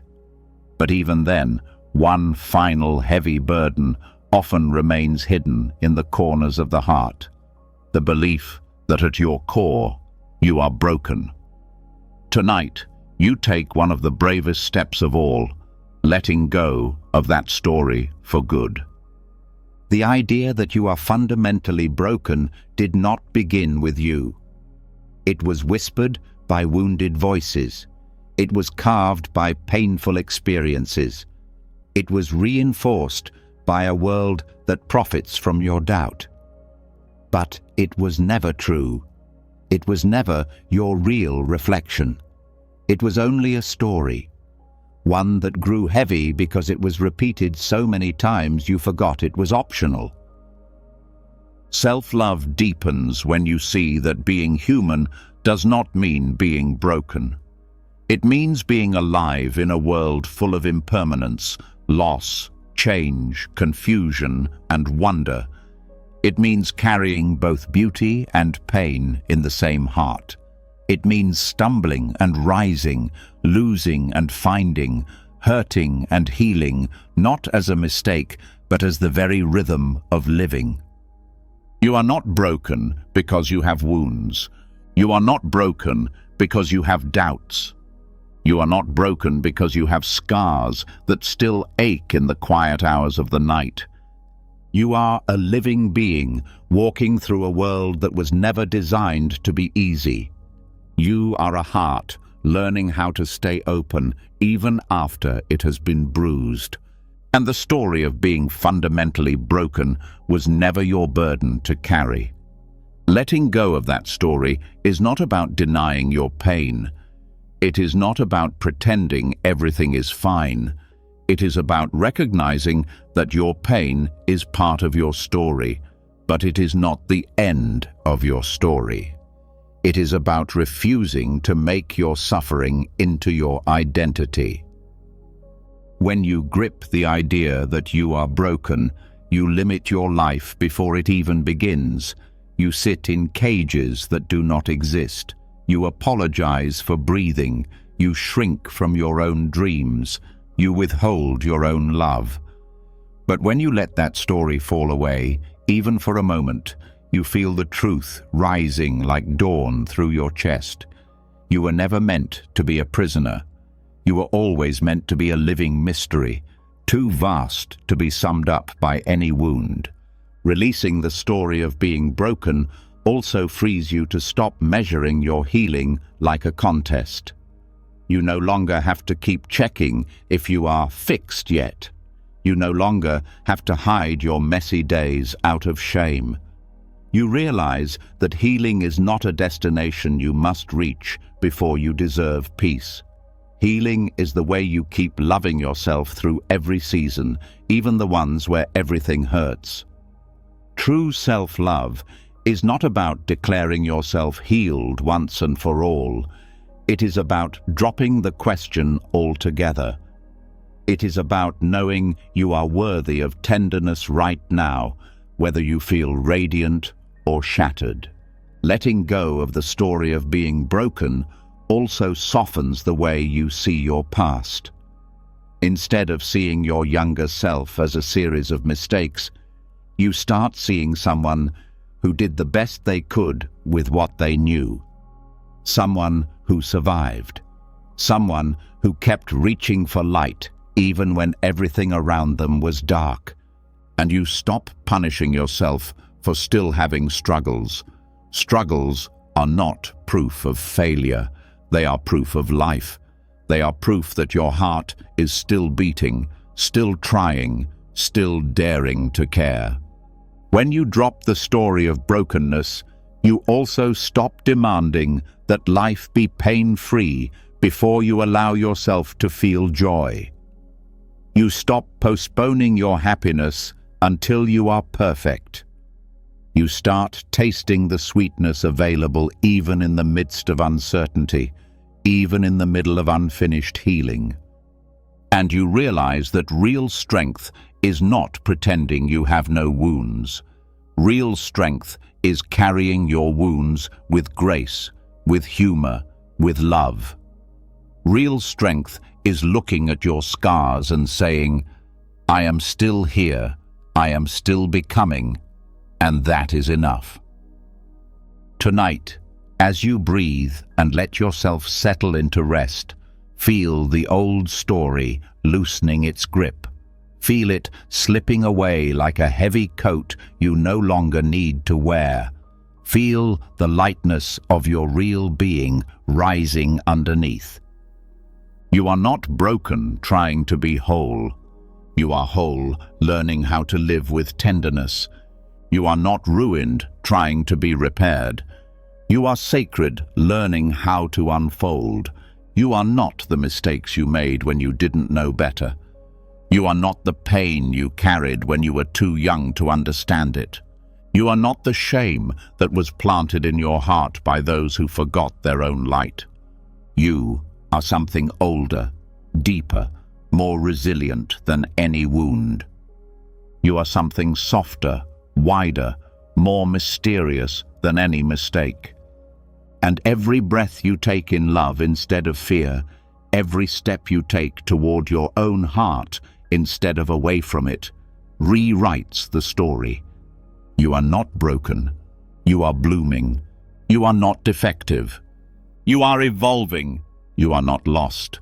You are on a path so ancient, so sacred, it could never be captured in words. Breathe that in tonight. Let it fill the empty spaces shame tried to claim. Let it soak into the cracks where old stories once lived. You are free. You were always free.